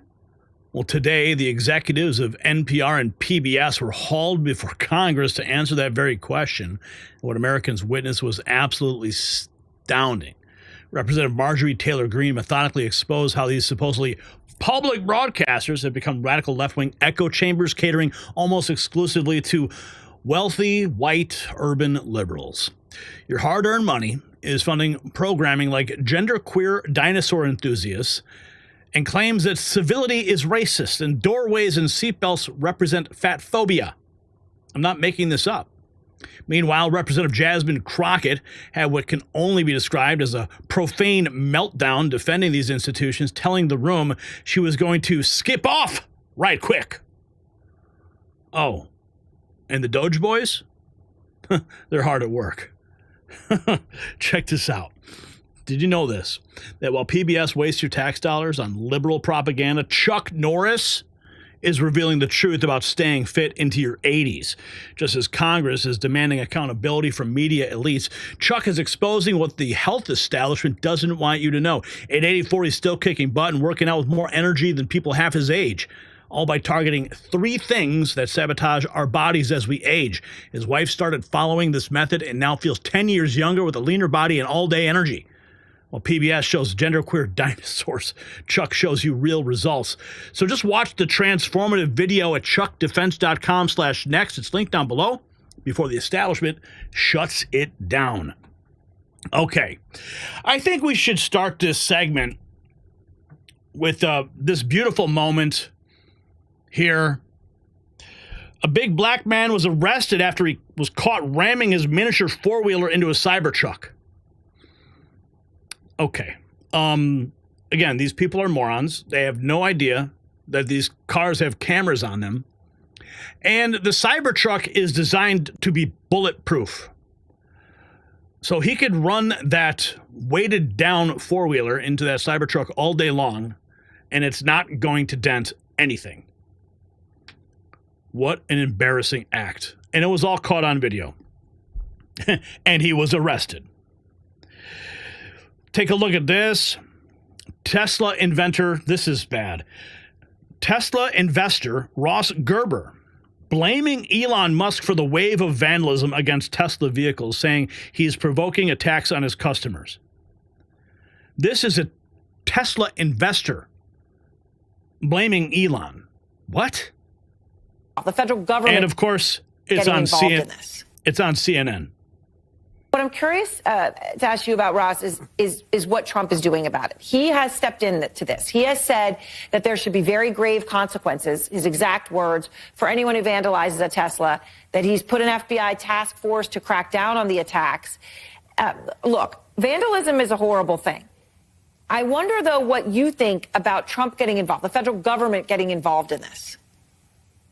Well, I think that certainly Trump's trying to help Elon, and I don't think it actually helps Tesla to have the government make such a big deal about it, because it just makes it seem like it's an even bigger problem, right? That we have to have like an FBI task force on this. So it's bad enough that people are vandalizing, you know, basically innocent consumers for choosing a vehicle that is great for the environment because the CEO is so divisive.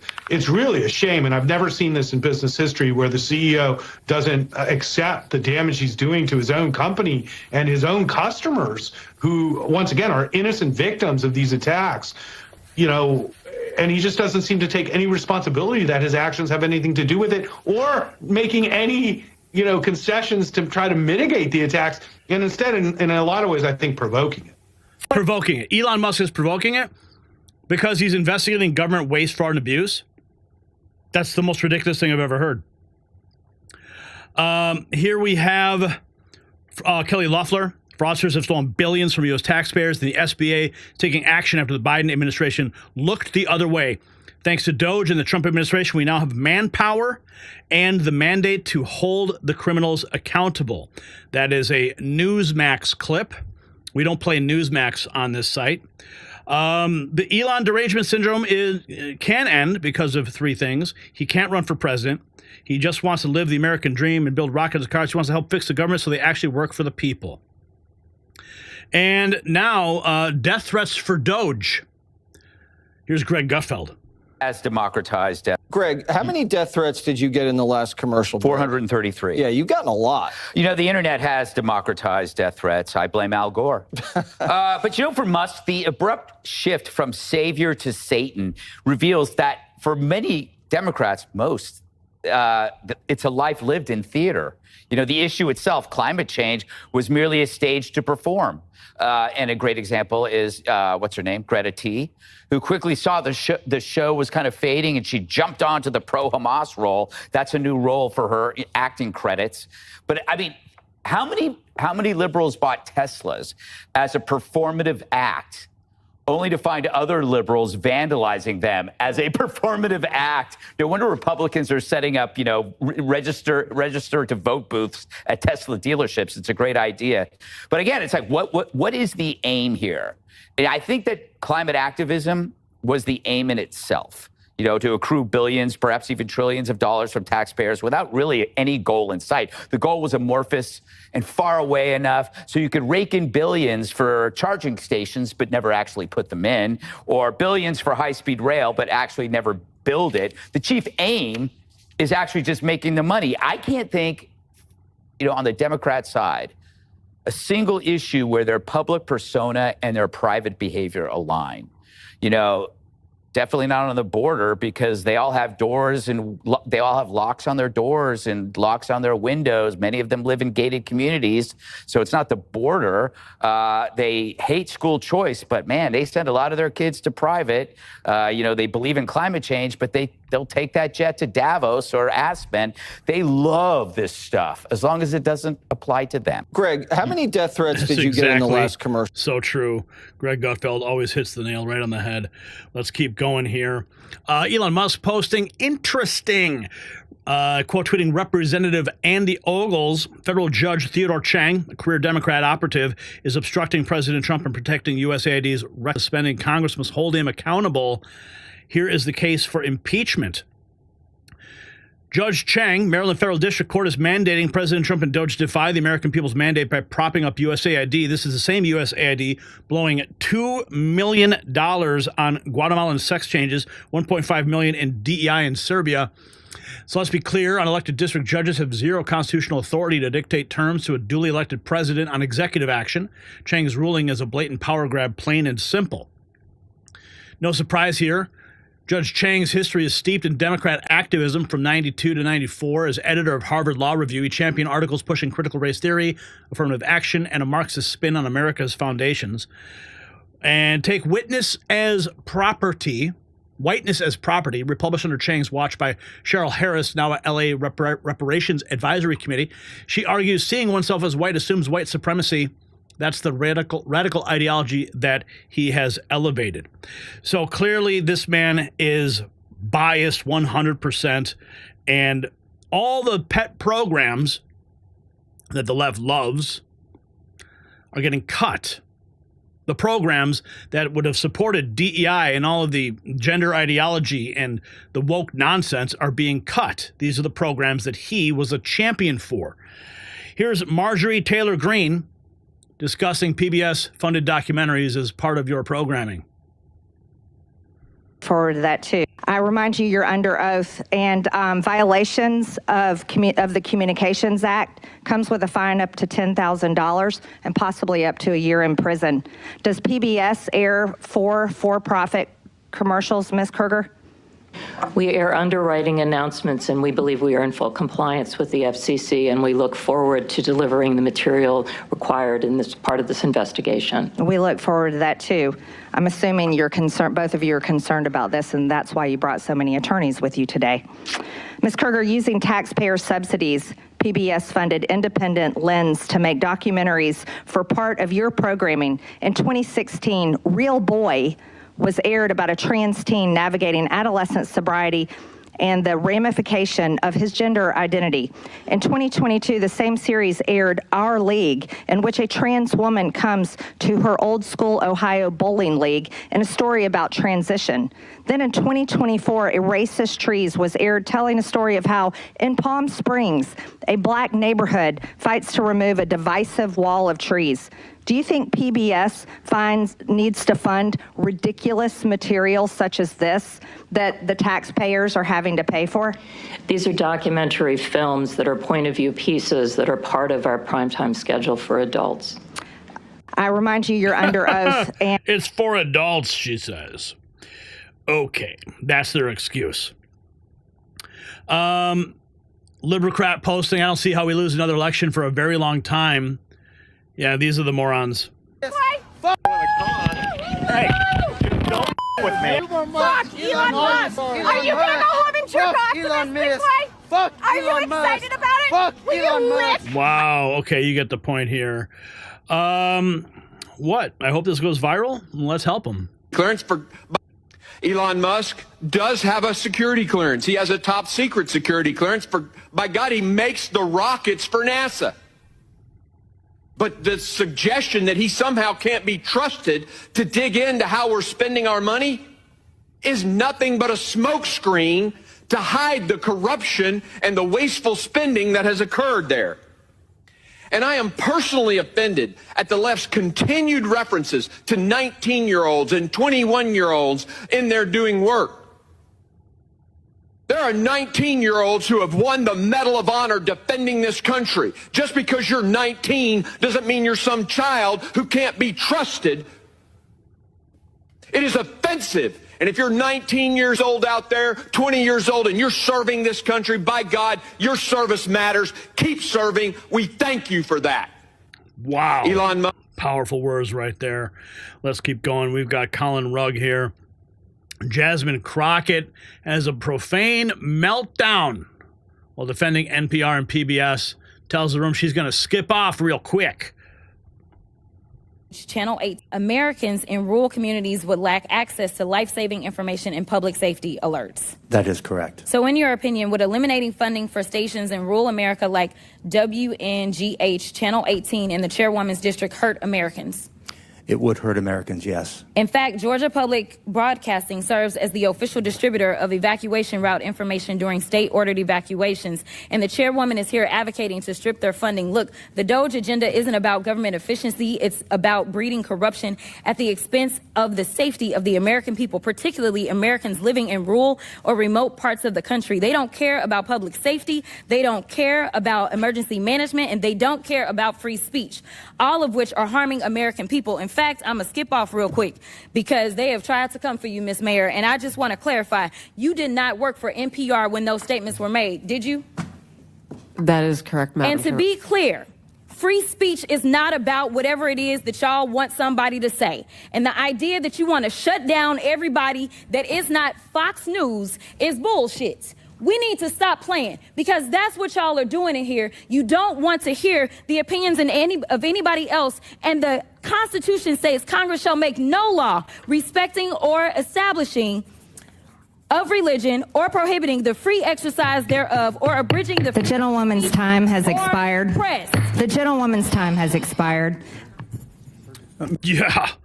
Wow. Yeah, keep going. Keep going. You're going to skip off. You certainly did.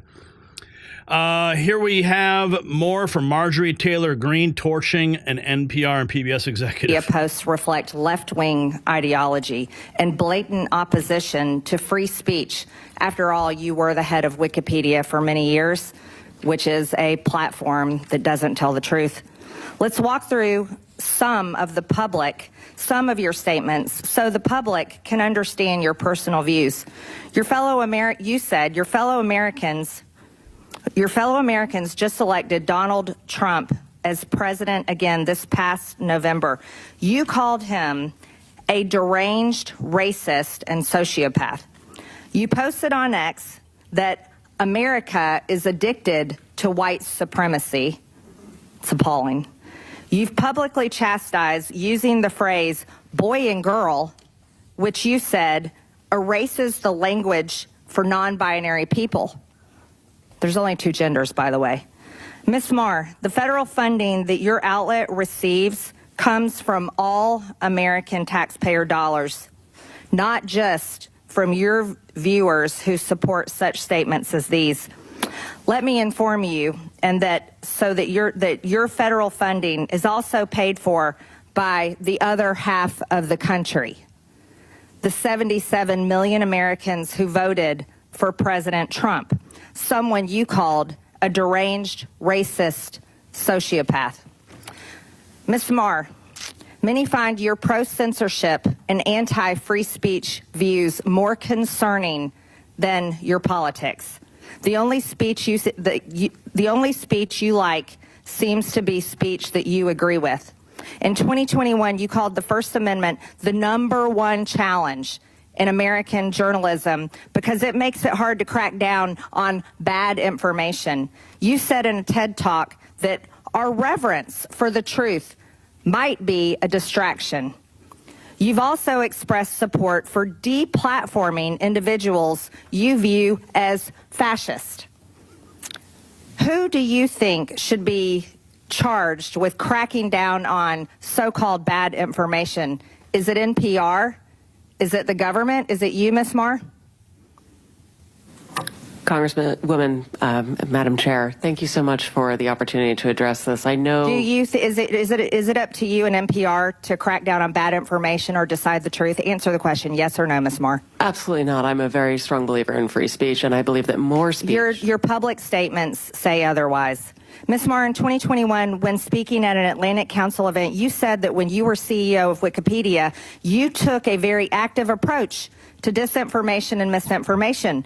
During the COVID pandemic and the 2020 election, you said you censored information through conversations with government. Which governments were those, Ms. Marr? The Biden administration, yes or no? Madam Chair, Wikipedia never censored any information. These are your public statements, Ms. Marr. Ms. Marr, are you familiar with Section 399B of the Communications Act? It prohibits non-commercial education broadcast stations, NCEs, from airing commercials on behalf of for-profit entities. The FCC recently opened an investigation into the underwriting announcements and related policies of NPR and PBS. Does NPR air commercials for for-profit entities, Ms. Marr? Yes or no? Madam Chair, we are in full compliance with the FCC's inquiry and will continue to cooperate. I remind you you're under oath, and violations of the Communications Act comes with a fine up to $10,000 and possibly up to a year in prison. Does PBS air for-profit commercials, Ms. Kruger? We air underwriting announcements, and we believe we are in full compliance with the FCC, and we look forward to delivering the material required in this part of this investigation. We look forward to that, too. I'm assuming you're concerned, both of you are concerned about this, and that's why you brought so many attorneys with you today. Ms. Kruger, using taxpayer subsidies, PBS funded Independent Lens to make documentaries for part of your programming. In 2016, Real Boy was aired about a trans teen navigating adolescent sobriety and the ramification of his gender identity. In 2022, the same series aired Our League, in which a trans woman comes to her old school Ohio bowling league in a story about transition.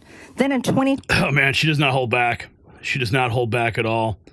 And this is the kind of grilling that these people need. Here's more. Kazine Azadu, if you don't like Trump's plan to cut the deficit, what's your alternative plan? Boom. Engaging with government.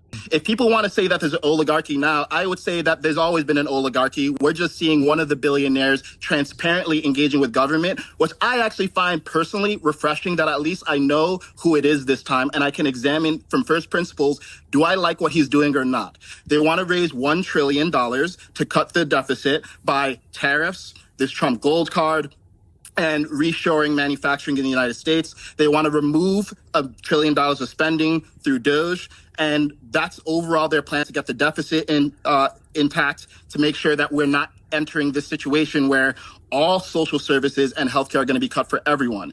So if people don't like that plan, on this panel, I would like to hear the alternative plan, because for the last 25 years, we've tried the bureaucratic means. We've tried working within the system. We have not made progress. If people want to say that... Dude, common sense right there, man. Common sense. Let's keep going. We've got some more on the PBS meltdown. Here's Jesse Waters talking about it today, just a few minutes ago. Cut, $600,000 to stop trans boys from getting pregnant. Thank God. And $150,000 for climate change activities in Peru. That sounds a lot like cover for paying off a politician's Peruvian mistress. Back on planet Earth, Trump has bigger targets. Would you be interested in defunding and taking away taxpayer dollars to NPR and PBS?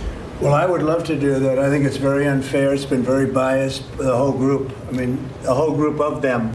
As luck would have it, the House DOJ committee welcomed the presidents of NPR and PBS for a hearing today. You called him a deranged racist and sociopath. You posted on X that America is addicted to white supremacy. It's appalling. You've publicly chastised... Okay, let's keep going. Check this out.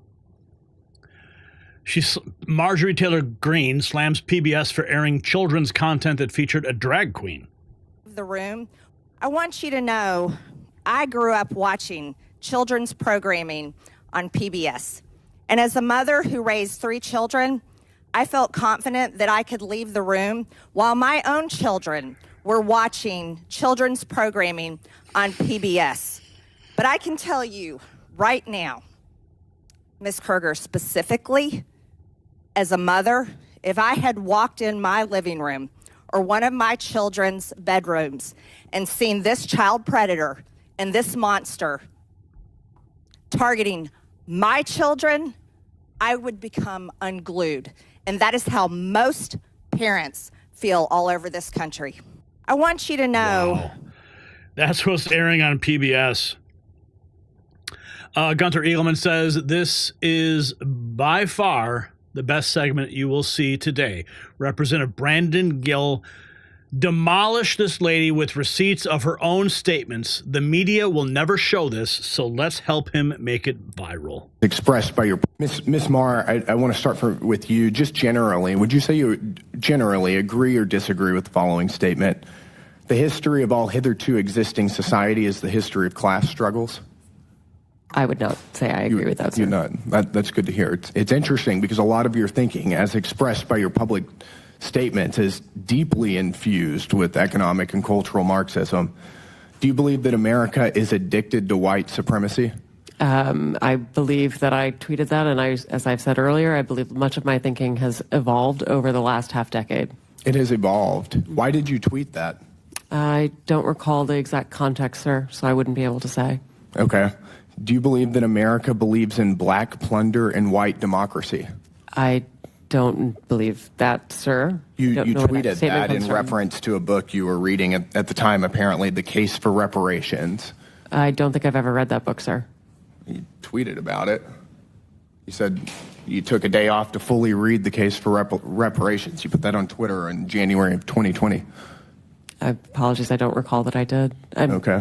I no doubt that your tweet there is correct, but I don't recall that. Okay. Do you believe that white people inherently feel superior to other races? I do not. You don't? You tweeted something to that effect. You said, I grew up feeling superior. Ha, how white of me. Why did you tweet that? I think I was probably reflecting on what it was to grow up in an environment where I had lots of advantages. It sounds like you're saying that white people feel superior. I don't believe that anybody feels that way, sir. I was just reflecting on my own experiences. Do you think that white people should pay reparations? I have never said that, sir. Yes, you did. You said it in January of 2020. You tweeted, yes, the North, yes, all of us, yes, America, yes, our original collective sin and unpaid debt, yes, reparations, yes, on this day. I don't believe that was a reference to fiscal reparations, sir. What kind of reparations was it a reference to? I think it was just a reference to the idea that we all owe much to the people who came before us.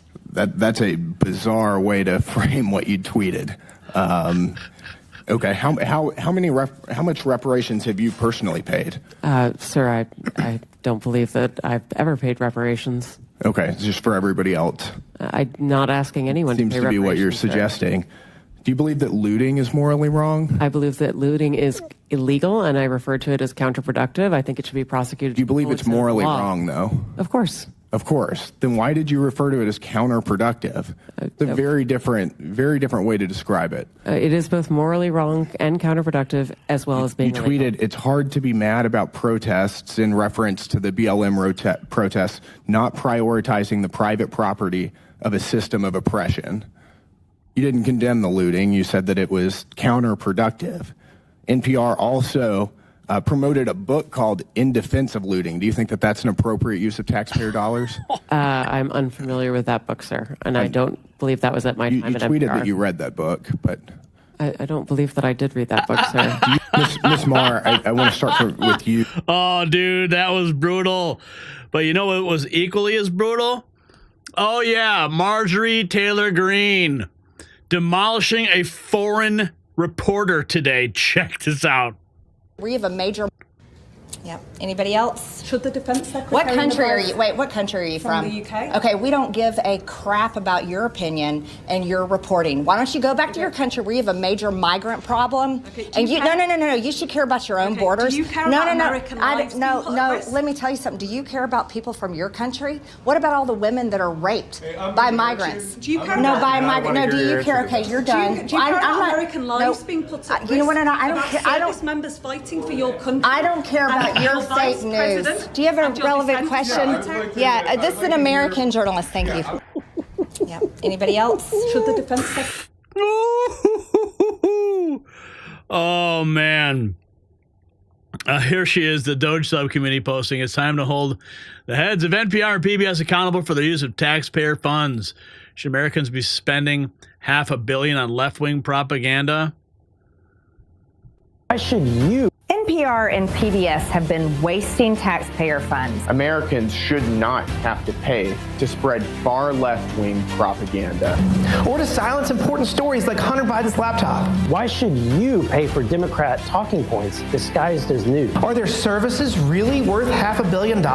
These CEOs must be held accountable for how they spend federal funds. They need to do it on their own if they're going to run down our country. On Wednesday at 10 a.m., we will demand answers and have these CEOs explain why they think they deserve your money. NPR and Oh, man, they all got roasted in that hearing. So when asked whether PBS funding should take priority over Social Security, the CEO couldn't give a straight answer. When confronted about their rapidly progressive history, PBS CEO Catherine Marr stammered through non-responses. The truth, though, is undeniable. These networks have abandoned their mission of serving all Americans and instead cater to a narrow ideological agenda. NPR treats Elon Musk differently than Democrats making identical gestures. PBS promotes gender ideology to children while claiming to be neutral. So here's the question nobody in the mainstream media will ask. Why should hardworking Americans in rural communities be forced to fund propaganda that openly mocks their values and way of life? Drop a comment. And support the movement for real news, not the fake stuff you see on NPR, with our exclusive Next News swag, hat, t-shirt, mug, MAGA Avengers gear. Join the club at shop.nextnewsnetwork.com.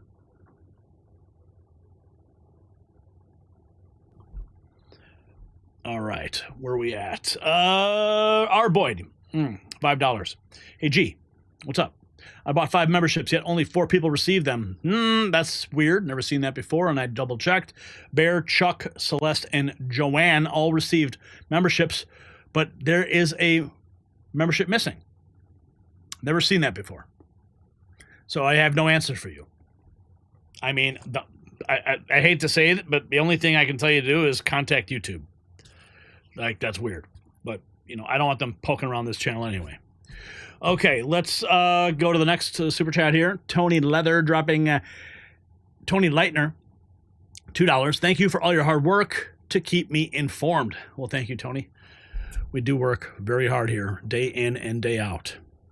Let's keep going. This is the big story now. This was big trending news today. And we're going to get into what was claimed and also what I've learned. This is something I've been very, very interested about for a long time, the Ark of the Covenant. Ever since I saw Indiana Jones and the Raiders of the Lost Ark.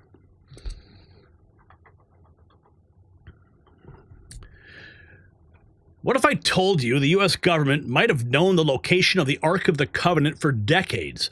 Declassified CIA documents from a mysterious program called Project Sunstreak suggest exactly that.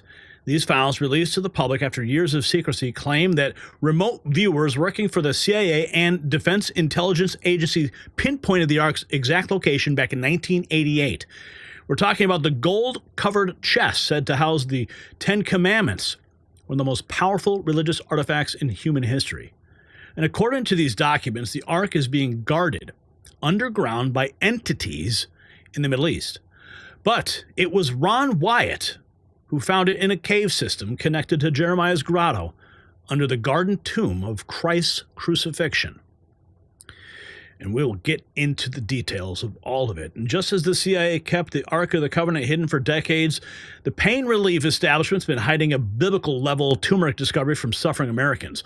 While archaeologists search for ancient artifacts, Dr. Josh discovered something truly miraculous, a special turmeric extract 200 times more powerful than regular turmeric. Like the Ark's supernatural power, this extract attacks pain at its source, switching it off like a miraculous light. After helping hundreds of thousands break free from constant pain for over 20 years, Dr. Josh is finally revealing his turmeric hack to the public. Experience the divine relief of pain-free living at goldenrevive.com/NNN. It's linked down below. It's like finding your own personal Ark of relief. Okay, so this was the big topic today. Everyone was talking about it. The documents released. Project Sunstreak was CIA's attempt to locate the Ark of the Covenant using remote viewers in 1988. The viewer they used claimed to have found it. It was being guarded underground by entities in the Middle East. Here is the cover page of Project Sunstreak. Defense Intelligence Agency presents a brief overview of Project Sunstreak. Now, I want to get into Ron Wyatt in a minute because it's something I've been tracking for a very long time. Here you are, December 5th, 1988. This is the document. A remnant of the mysterious Project Sunstreak suggests U.S. government has known where the Ark is for years. In the 70s and 80s, the Defense Intelligence Agency, DIA, and several other intelligence agencies, including the CIA, employed individuals alleged to have paranormal capabilities as means of acquiring intelligence about distant events. The document describes a training exercise conducted on December 5th, 1988. The psychic projected their consciousness beyond their body to search for the sacred artifact, writing down its observations as they went. So here is what was stated here in the document. Okay. This is training target 0209. That the target is the Ark of the Covenant. The viewer attained excellent sight contact, doing very well with stage 4 structure. Viewer also exhibits the ability to keep AOL, not sure what that means, AOL to a minimum. Have to be careful with editing, though. This does not seem to be a problem at this time, just something to watch for. Here's more. Okay, I'm going to zoom it in so you guys can see it better. The target is a container. The container has another container inside of it. The target is fashioned of wood, gold, and silver. The target is similar in shape to AOL. AOL. What is AOL? A coffin, and is decorated with seraphim. See sketch page 116. This target is located somewhere in the Middle East, as the language spoken by individuals present seemed to be Arabic. Visuals of surrounding buildings indicated the presence of mosque domes. Individuals in the area were clothed in virtually all white, had black hair and dark eyes. One figure I homed in on wore a mustache. The target is hidden underground. Dark and wet were all aspects of the location of the target. Purpose of the target is to bring a people together. It has something to do with ceremony, memory, and homage, the resurrection. There is an aspect of spirituality, information, lessons, and historical knowledge far beyond what we know. The target is protected by entities It can only be opened now by those who are authorized to do so. This container will not and cannot be opened until the time is deemed correct. Once it is time to open the container, the mechanics of the lock system will be found to be fairly simple. Individuals opening the container by prying or striking are destroyed by the container's protectors through the use of power unknown to us. Let's continue. So these are the secret CIA files. Now, this appears to be some of the imagery. Seraphim or Seraphim. Seraphim are six-winged fiery angels who surround the presence of God as he sits on his exalted throne, who worship God continually. Isaiah 6:1-3. So here's some of the imagery that they claim this remote viewer saw of a mosque's dome with windows. And I watched by whom? Mummies, it says. And then how is it opened by, how is it opened? Seraphim or Saradin. Okay, so now I want to get into some of these other elements of this discovery, because let's take a look at what was said. This gives a little overview, because this has been all over the press today. Insider paper reporting on it, Daily Mail reporting on it. Okay, so this is also from a remote viewer. Actual radio telescopes in New Mexico, the remote viewer exactly nailed the huge satellite dishes. So this is from the same project, Sunstreak, and the remote viewer was able to see them somehow. Let's listen to this. In ancient times, the Ark of the Covenant is a gold-encrusted wooden chest that contains the stone tablets of the Ten Commandments, according to the book of Exodus. In ancient times, this holy box was kept in the First Temple, a Jewish place of worship in Jerusalem.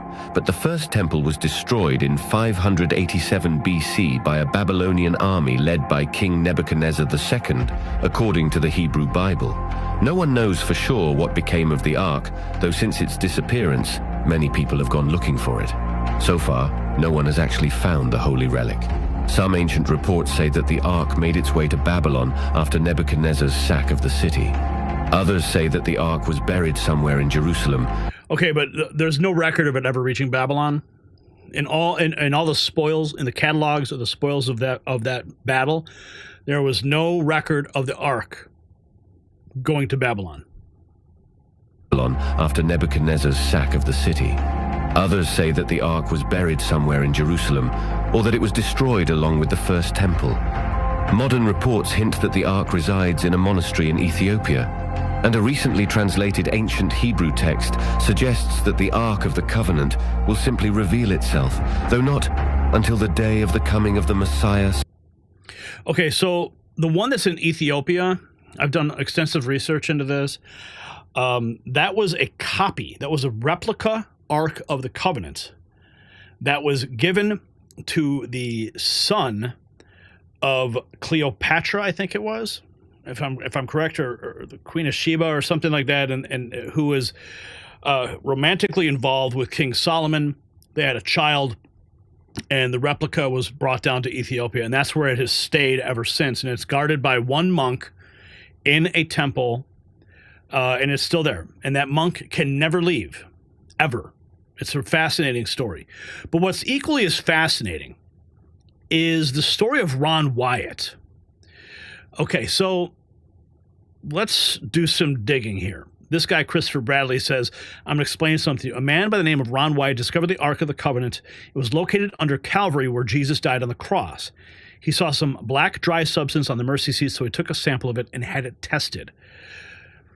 He reported locating the Ark in 1982, hidden in an underground cave near Jerusalem. The CIA documents from 1988 revealed their search for the Ark through remote viewing. What they report is remarkably similar to Ron Wyatt's testimony, including seeing the Ark underground, protected by powerful entities and angels, supernaturally protected and only able to be opened at a destined time. Was the CIA looking into corroborate Ron Wyatt's testimony? I have Ron Wyatt I've got a video here. Ron Wyatt detailing what happened when he went and actually saw the Ark of the Covenant. Okay, it's a fascinating testimony. Now, I've got a couple clips here. This is a good one. Okay, listen to this. This is Ron Wyatt. It will be done. Until this time, we've been unable to show this blood and its analysis, but God has this on his timetable, and it will be done at the perfect time. So right here, he's talking about the blood that he found on the mercy seat of the Ark of the Covenant. Fascinating. Keep listening. Here, as God's last message is being given to the inhabitants of the earth, there are real angels, not just scratched pictures in stones, that are taking a very active part in doing this. When I found the Ark of the Covenant in that chamber, all of the furnishings had been covered by a layer of animal skins. On top of that, a layer of wooden boards, and on top of that, enough stones to fill the rest of the chamber up to near the roof. After I had been in there 3 times, the 4th time I came in, there were 4 young men standing in there that if I had met them on the street, I would have seen no difference between them and anybody else. One of them said, "We're the angels that have been assigned to the Ark of the Covenant, and we'll tell you what God wants to done with this, and we'll help you do what he wants done with it." They wanted me to take a sample of the blood and have it analyzed. All I had with me was a film cartridge and a pull tab from a Coca-Cola can. So I took this pull tab and straightened it out to make a little bit of a scoop with it. And I collected about 3/4 of that little canister full of this dried blood. We had this analyzed. We put an amount of this blood in some normal saline and at body temperature, and we swirled this gently for 72 hours. And this was part of the instructions I got from the angel. When we put this in a growth medium for another 72 hours and put it under a microscope, the white blood cells were dividing. We were able to get a chromosome count. There were 24 chromosomes. 23 Christ got from Mary. He got 1, which was the sex determinant, or the Y, from his heavenly Father, for a total of 24. All of us have 46. We get 23 from our mother and 23 from our father. Now, this blood, folks, was still alive after almost 2,000 years. The people that did the test thought I had pulled a fast one of some kind on them. Never in their lives have they ever seen any dried blood that was still alive. There's a scripture text talking about Christ. It's in Psalms. It says, "You will not leave my soul in hell, and neither will you let my body see corruption." So after almost 2,000 years, Christ's blood was very much alive and still is. Wow. Okay, so I've got more from Ron Wyatt. Okay, you can go on YouTube, you can go on X, and you can see a lot of the documentaries that he had put out over the years. This is an interview in 1984. Ron Wyatt, an amateur archaeologist, makes controversial claim he discovered the legendary Ark of the Covenant back in 1982. Okay, but before we get into some of these documentaries here, there's a point that I want to make, which is with respect to the Ark itself and his discovery. Okay, so Wyatt said he found it in a cave system connected to Jeremiah's Grotto, January 6, 1982, under the Garden Tomb site where Protestants believe Christ was crucified, the mercy seat of which still has Christ's living blood on it, atoning for our sins until the abomination of desolation. So here's Ron, but this is the illustration of the crucifixion.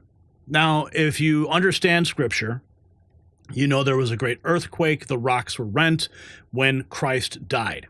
So you can see, here's Christ on the crucifix, and there is a massive crack right at the base of the cross. And hundreds of years earlier, during the Babylonian invasion, the Ark was smuggled out of Jerusalem through Zedekiah's tunnels. And it was placed directly in the location where it would fall underneath Christ's crucifixion. So that because the mercy seat of Christ and the mercy seat of the Ark of the Covenant, for hundreds of years, the Jews would sacrifice a heifer, and they would put the blood of the heifer on one side of the mercy seat, and that would atone for the sins of the Jews. Well, as you know, Christ is the ultimate sacrifice for our sins. So his blood confirmed the covenant that someone had to die for Adam's initial sin. So when his blood hit the top of that mercy seat, it solidified the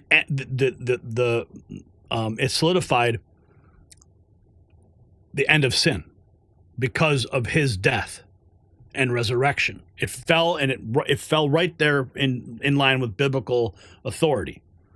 It was all planned by God. Okay. I think there's another clip here of Ron Wyatt explaining it even more. It's so fascinating. Okay, I think this is another account. This is an old video, but if you're on your second. But it's like, dude, it is so profound to hear his story, and then to know that the CIA had like remote viewers searching for this, and CIA documents have now come out about it. I mean, it all corroborates what Ron Wyatt found in '82. Listen. Good evening, Ron. Thank you very much for all three for seminars. Wonderful, thank you. My question is that you said that you had the blood of our Lord examined by the Israelis. That's correct. What was their determination of that? Okay. Now, we won't be able to take second questions. I'm sorry if you're on your second one, please just step out. I love you, but we're running out of time. Real quickly, okay. Dried blood is dead blood. Everybody knows that, all right? They can test the blood of the pharaohs, the mummies of the pharaohs, all right? There's certain things they can do. They cannot get a chromosome count by any method I'm familiar with, all right? Things keep changing. I don't profess to know everything. However, there's no way I know that you can get a chromosome count out of dead blood. You can get a DNA and some other things, but not a chromosome count, all right? That's done by living white blood cells. Now then, first of all, in this analysis, I took the blood into a laboratory in Israel. I asked one of the people I work with in antiquities, where is a good laboratory that does reliable work? And they said, such and such, such and such. I took it. I just said, please examine this blood and tell me what you can tell me about it, right? They said, well, look, we're going to reconstitute it. We're going to put it in normal saline and keep it at body temperature for 72 hours with gentle swirling, all right? That's their business. That's great. I said, now I want to be there when you check it out. They said, fine. So I was back. They checked it out. I said, now, they said it's human blood. We can tell that. They did whatever tests they need to do. And then I said, take some of the white blood cells and put them in a growth medium and keep them at body temperature for 48 hours. And they said, well, that'll do no good because it's dead blood. I said, would you please do that for me? And they said, okay, we'll do it. So anyway, I said, I want to be there when you take it out and examine it. So I was back there. They took it out, examined it under a microscope, and the one technician called the other one over there, and then they called the boss over there, and they were talking Hebrew a mile a minute there for a little bit, and they looked at me and they said, Mr. Wyatt, this human blood only has 24 chromosomes in it. Everybody else has 46. You see 23 from your mother, 23 from your father, 22 autosomes from your mother, 22 autosomes from your father. You get an X from your mother, you may get an X or a Y from your father, all right? This blood had 23 chromosomes from the mother's side, one Y chromosome only. You see, the child could not have developed if they hadn't had the autosomes from the mother. So all of his physical characteristics were determined by his mother's side of the family, her autosomes. His maleness was determined by this one Y that came from a source, not a human male. Then they said, this blood is alive. And then they said, whose blood is this?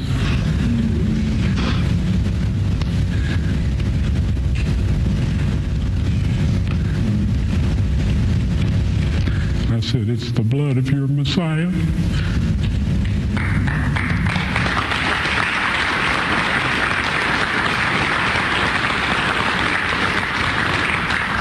And I assure you, those men's lives have changed. You're welcome. Okay, there's more.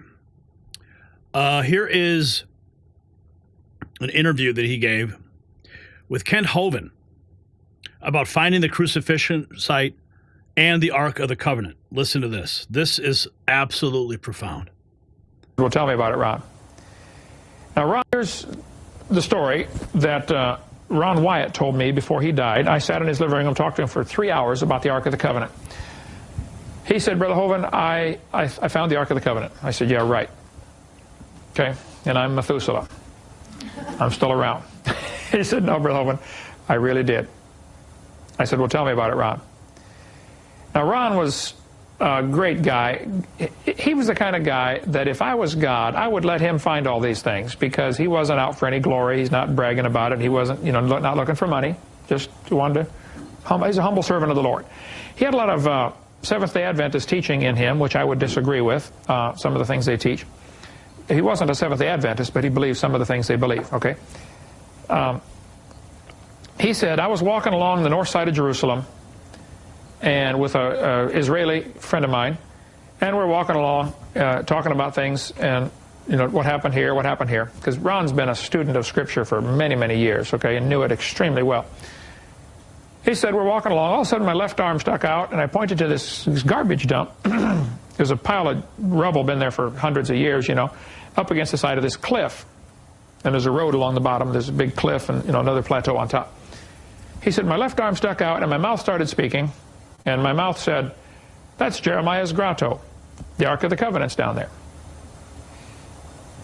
And his friend that was with him said, what did you say? He said, I think I just said that's Jeremiah's grotto and the Ark of the Covenant's down there. The guy said, well, great, let's dig it out. He said, Ron said, no, I got to go home and look at the Scriptures and make sure this is possible. I said, I don't know about this. So he went home and searched all the Scriptures. He found out the Ark never left Jerusalem, at least it's never told that it left Jerusalem, and it didn't come back. All of a sudden, it just kind of quietly disappeared during the days of Jeremiah. The Ark is mentioned up until that point, but it's just gone from the Scriptures. Never mentioned again. Now, let's look at 2 Chronicles chapter 26.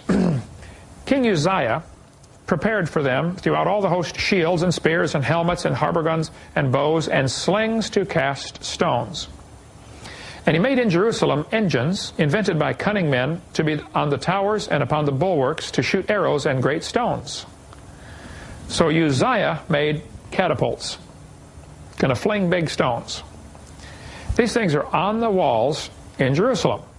Here the Bible tells us that King Uzziah made these.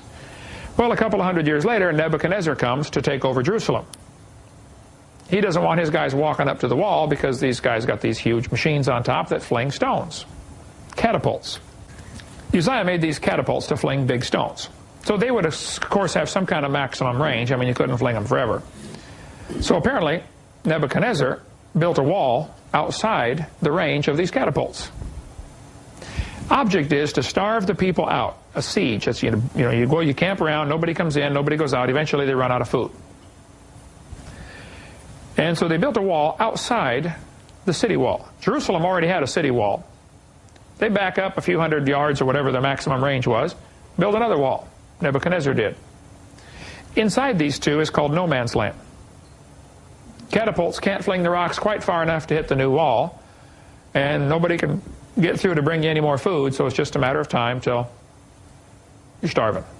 After you've eaten all the food, then you eat all the horses and all the cows, and then the rats, and then then you surrender. Maybe. So Ron said he figures that Jeremiah knew they were going to lose. The king was not listening to God's word. God said surrender, they wouldn't surrender. Nebuchadnezzar is going to take over. Jeremiah said, well, I better hide the ark and some of the temple furniture. So he thinks Jeremiah took the Ark of the Covenant, the table of showbread, some of the important temple furniture, took it out at night in between these two walls, outside the city wall, but inside the siege wall, and took it into one of a cave area. And there's caves all over there. It's like honeycomb, this area, that, little tunnels and big tunnels, and you crawl around and get lost and they never find you. He took it back in one of these and then built a false wall in front of it. And Jeremiah and everybody else went off into captivity. And apparently he died there and didn't get a chance to tell anybody where it was. Or, for whatever reason, people lost track of where it was. And for 2,600 years, nobody knew where the Ark of the Covenant was. Ron spends the next 8 years, I believe he said, digging through this garbage dump, moving mountains of rubble. It's been accumulating for hundreds of years. He said, as they're digging, there's a wall and then a flat place where the road was and a bunch of junk piled up against it. So they're digging and moving all this junk for, he said, he went over there as much time as he could spare for, I think he said 8 years. Okay. He and his sons, and he would hire neighbor, people over there, pay them to come work moving all this junk. As they moved the pile down lower and lower, they came to 3 squares cut into the rock, into the side of this cliff. Obviously chiseled in by somebody, a couple inches deep, just recessed. He thought, now that is strange. What is this? Three of them. Kept digging down farther and farther through the junk, and they came to a little ledge sticking out, solid rock, with a square hole in it. And there was kind of a truncated pyramid shape stuck in the hole. So he pulls this rock out, and there's a square hole about 2.5 feet deep. Somebody's chiseled this into the rock. He said, yeah, Brother Hovind, here's the plug I took out. He goes over, he's using it for a doorstop in his house up in Nashville. He said, this is the plug I took out. Apparently, this hole was to put a cross in to crucify somebody. And they would keep, when they're not using it, they stick the plug in the hole to keep dirt out of the hole. Right above this were the 3 things set into the rock. He said, I think that's where they put the signs in 3 languages, what the guy's being crucified for, what his crime was. He said, we kept moving more junk out of the way, and we found 3 more holes down a little lower. So they had a ledge where the important criminal was crucified, and then 3 more, 1 on each side and 1 straight in front. He said, apparently they were set up, they could crucify a max of 4 at a time. He said, while we're digging through this, we also found, he said, it was really strange, we found all of a sudden we hit a layer of a whole bunch of rocks about the size of hardballs, baseballs. Hundreds and hundreds of these rocks. And then we began finding all sorts of fragments of finger bones. Bones of people's fingers. Little slivers. He said, I work at the hospital, he's a nurse anesthesiologist. He said, I recognized them right away. I said, these are finger bones. What are they doing here? And he said, man, I bet this is where they stoned people to death. Everybody's throwing rocks at you. What are you going to do? Put your hands up to cover your face. It's going to smack your fingers right off. So he said he's digging along, and he notices from this one hole up on the ledge, the one by itself, there's a crack in the solid rock. He said it's this huge solid rock slab, and there's a crack right in the middle. So I thought that was kind of strange, about a half-inch wide, just a little crack, but real long crack, running straight out from the foot of this square hole. He said, we didn't think anything of it. We're over there digging and spending weeks and months, and after several years of digging over there, they find this cave system which goes everywhere. Here's a picture of Ron going into some of the caves. He said, many of these holes you have to breathe out in order to squeeze through. I mean, it's that tight. He said, we're digging and exposing these things all over the place, and we find this little cave, and we squeeze in and find out there's nothing there, so you go back out and find, you know. He said, we're exploring all these caves. He said, all of a sudden, one of my Arab friends came out through one of these little holes, and he said, I quit, and took off. He didn't even give me a chance to explain why. He just said, I quit. It's sort of like the cave crawler, only all rock, no way to rescue you, okay? That cave crawler we did up at the Sequoia Cave, or cave in Alabama, Childersburg, Alabama. Oh, anyway. DeSoto Caverns, thank you, okay. So Ron squeezes into this area, and he squeezes through and opens up into a bigger room, and he said he's looking around in here with his flashlight, and he sees a little gold glint, you know, flash back at him. So he goes over and he, you know, dusts this thing off, and there's the table of showbread. He thinks it's the table of showbread. You know, a little table, a little smaller than this, all gold. And he said, he looked back in this one end area, and he could see this on the far right side. The upper picture is a picture that he drew. He said it looked like a box made out of solid rock. Somebody taken this big rock and hollowed out the middle, chiseled out the middle, and put a solid rock lid on top of it. He said, but it was real close to the ceiling, and he said, I couldn't get my head over the top to see what's in the box. But the lid had been cracked, and part of it was moved away. And right above the crack in the lid was a crack in the ceiling. And he said, we finally did a bunch of measurements and figured out that crack in the ceiling goes straight up to the crack that we found earlier, up above from this, where the cross was.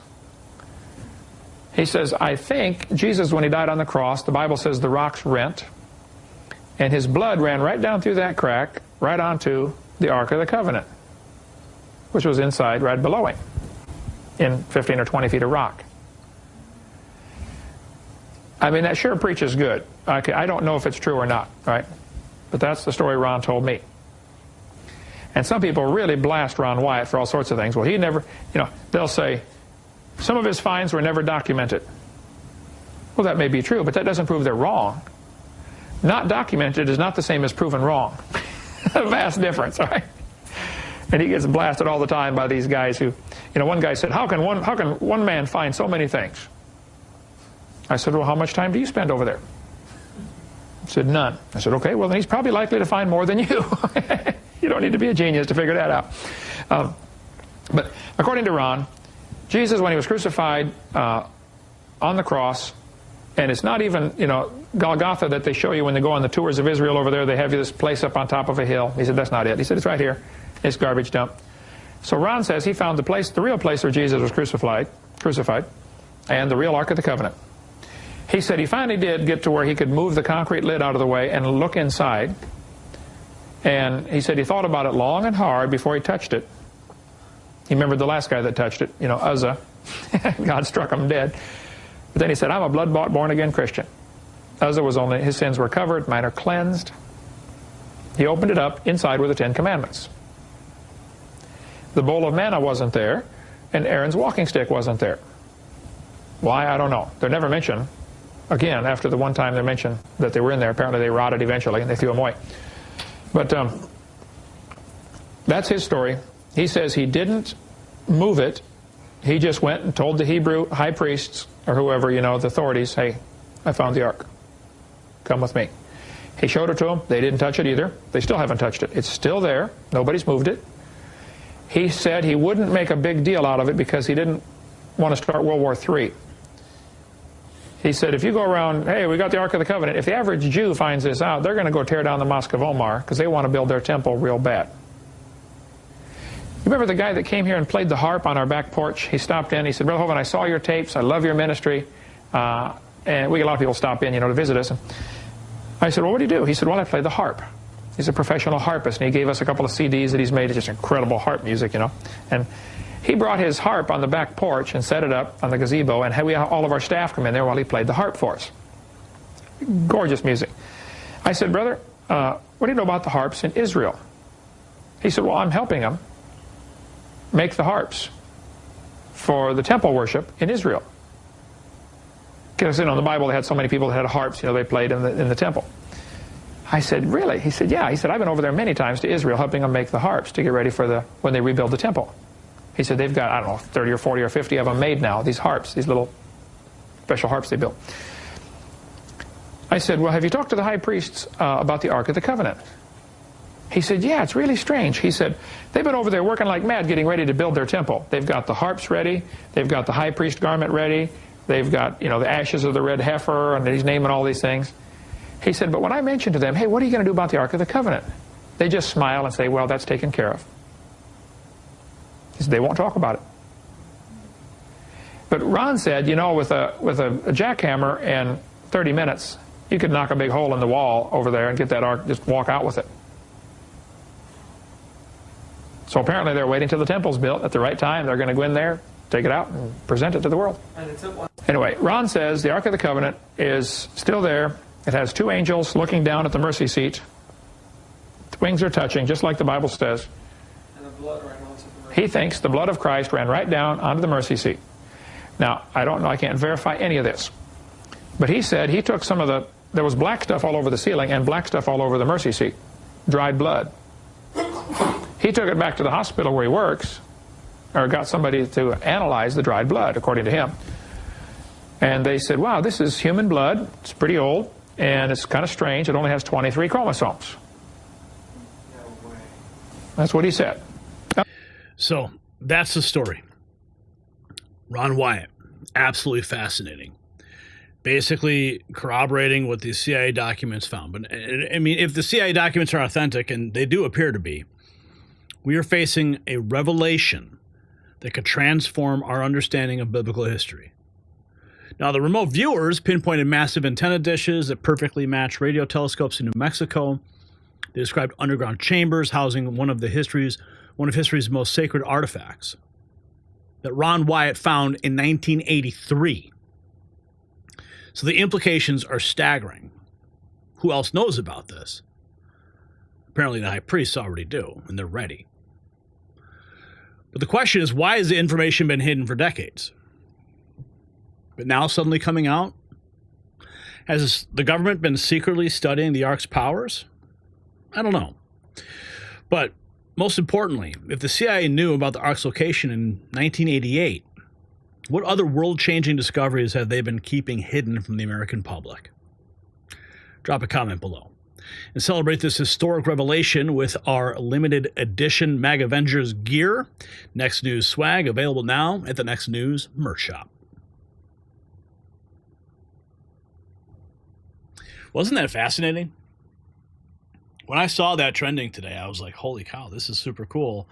And then it just brought back all of my investigation into Ron Wyatt. Now, if you don't know who he is, I see some of you guys saying he's a fraud and a scammer and stuff in the chat room, but I don't believe it to be true.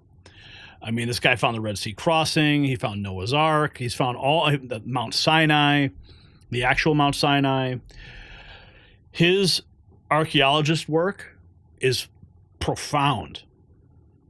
And it lives on. Like I said, look it up on YouTube. Just type in Ron Wyatt documentaries. I mean, it's all there. Let's check in on the main chat before we close out the show. Find out what's happening right now. We have 4 American soldiers missing from a training area near Lithuania's capital. That's according to the U.S. military. Washington Times reported that just 5 seconds ago. Massive police presence. Not sure where this exactly is. Several people wounded in Berlin after a man drove a car on a sidewalk, struck a large group of people. Marvel is holding nerds hostage by announcing the Avengers Doomsday Cast one member at a time. Okay.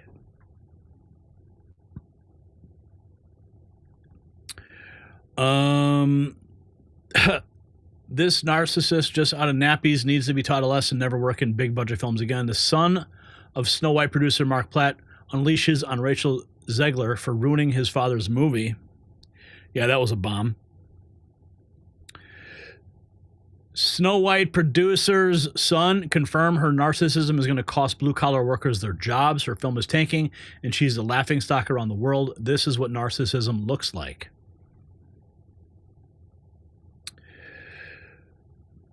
This is the greatest Major League commercial ever made. Oh, yeah. Remember that movie, Major League? That was awesome. Juanita Broderick, outstanding. God bless the Amish. A group of Amish Mennonite crews quietly confirmed they constructed a staggering 150 temporary bridges in western North Carolina. Amazing.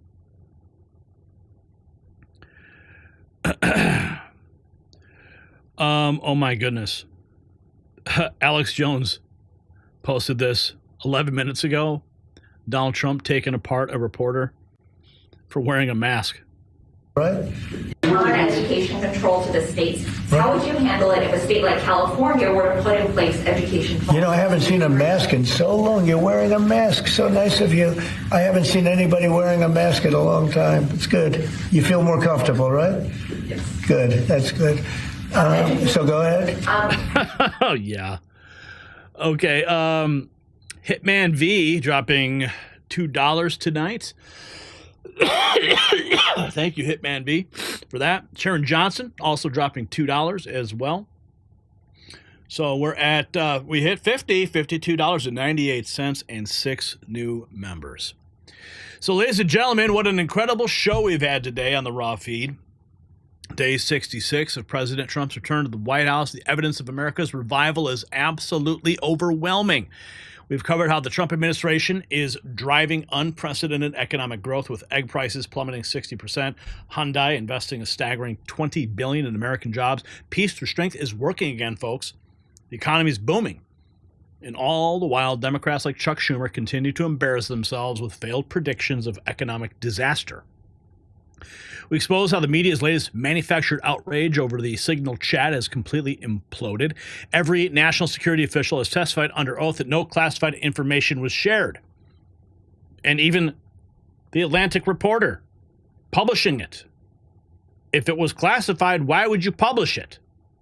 With one action, they proved the whole story.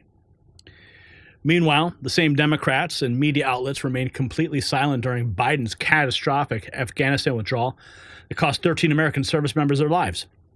The hypocrisy is beyond belief. Then we brought you the bombshell revelation that Trump has ordered the release of the Epstein files to FBI offices nationwide. 14 terabytes of evidence is being examined, and according to Trump's attorney, Alina Habba, the elites connected to this dark network better watch out. The storm has arrived, and the panic in certain circles is palpable. We showed you how Representative Marjorie Taylor Greene torched PBS and NPR executives during that fiery Doge committee hearing. $500 million of your money is funding radical programming while their CEOs can't explain why they deserve taxpayer support more than critical programs like Social Security. The push to defund these propaganda machines is gaining unstoppable momentum. And finally, we revealed how declassified CIA documents claim the Ark of the Covenant was discovered decades ago through a mysterious program called Project Sunstreak. And then we revealed how Ron Wyatt discovered it in 1982. The implications for history, religion, and global power dynamics are enormous and raise serious questions about what else the government might be hiding from the American public. So I want to thank everyone who sent in Super Chats and Rumble Rants today. Your support and engagement drive the show forward.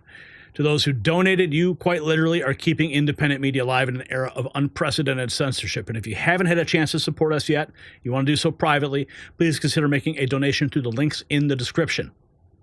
And don't forget to check out our merch shop at shop.nextnewsnetwork.com. We have dropped exclusive new designs that let you proudly display your support for truth and your favorite news source wherever you go. Deborah Myers dropping $5 in the last few minutes of the show. Thank you, Deborah, for that. Great job, Gary. God bless you. God bless you, Deborah. Most importantly, tell a friend about the Raw feed. Text them a link to the show right now and to all the videos on our channel. The algorithm won't promote us, so we rely on you to spread the word. This is Gary Franchi for the Raw feed. We'll see you next time as we continue to bring you the news they don't want you to know. We'll see you then.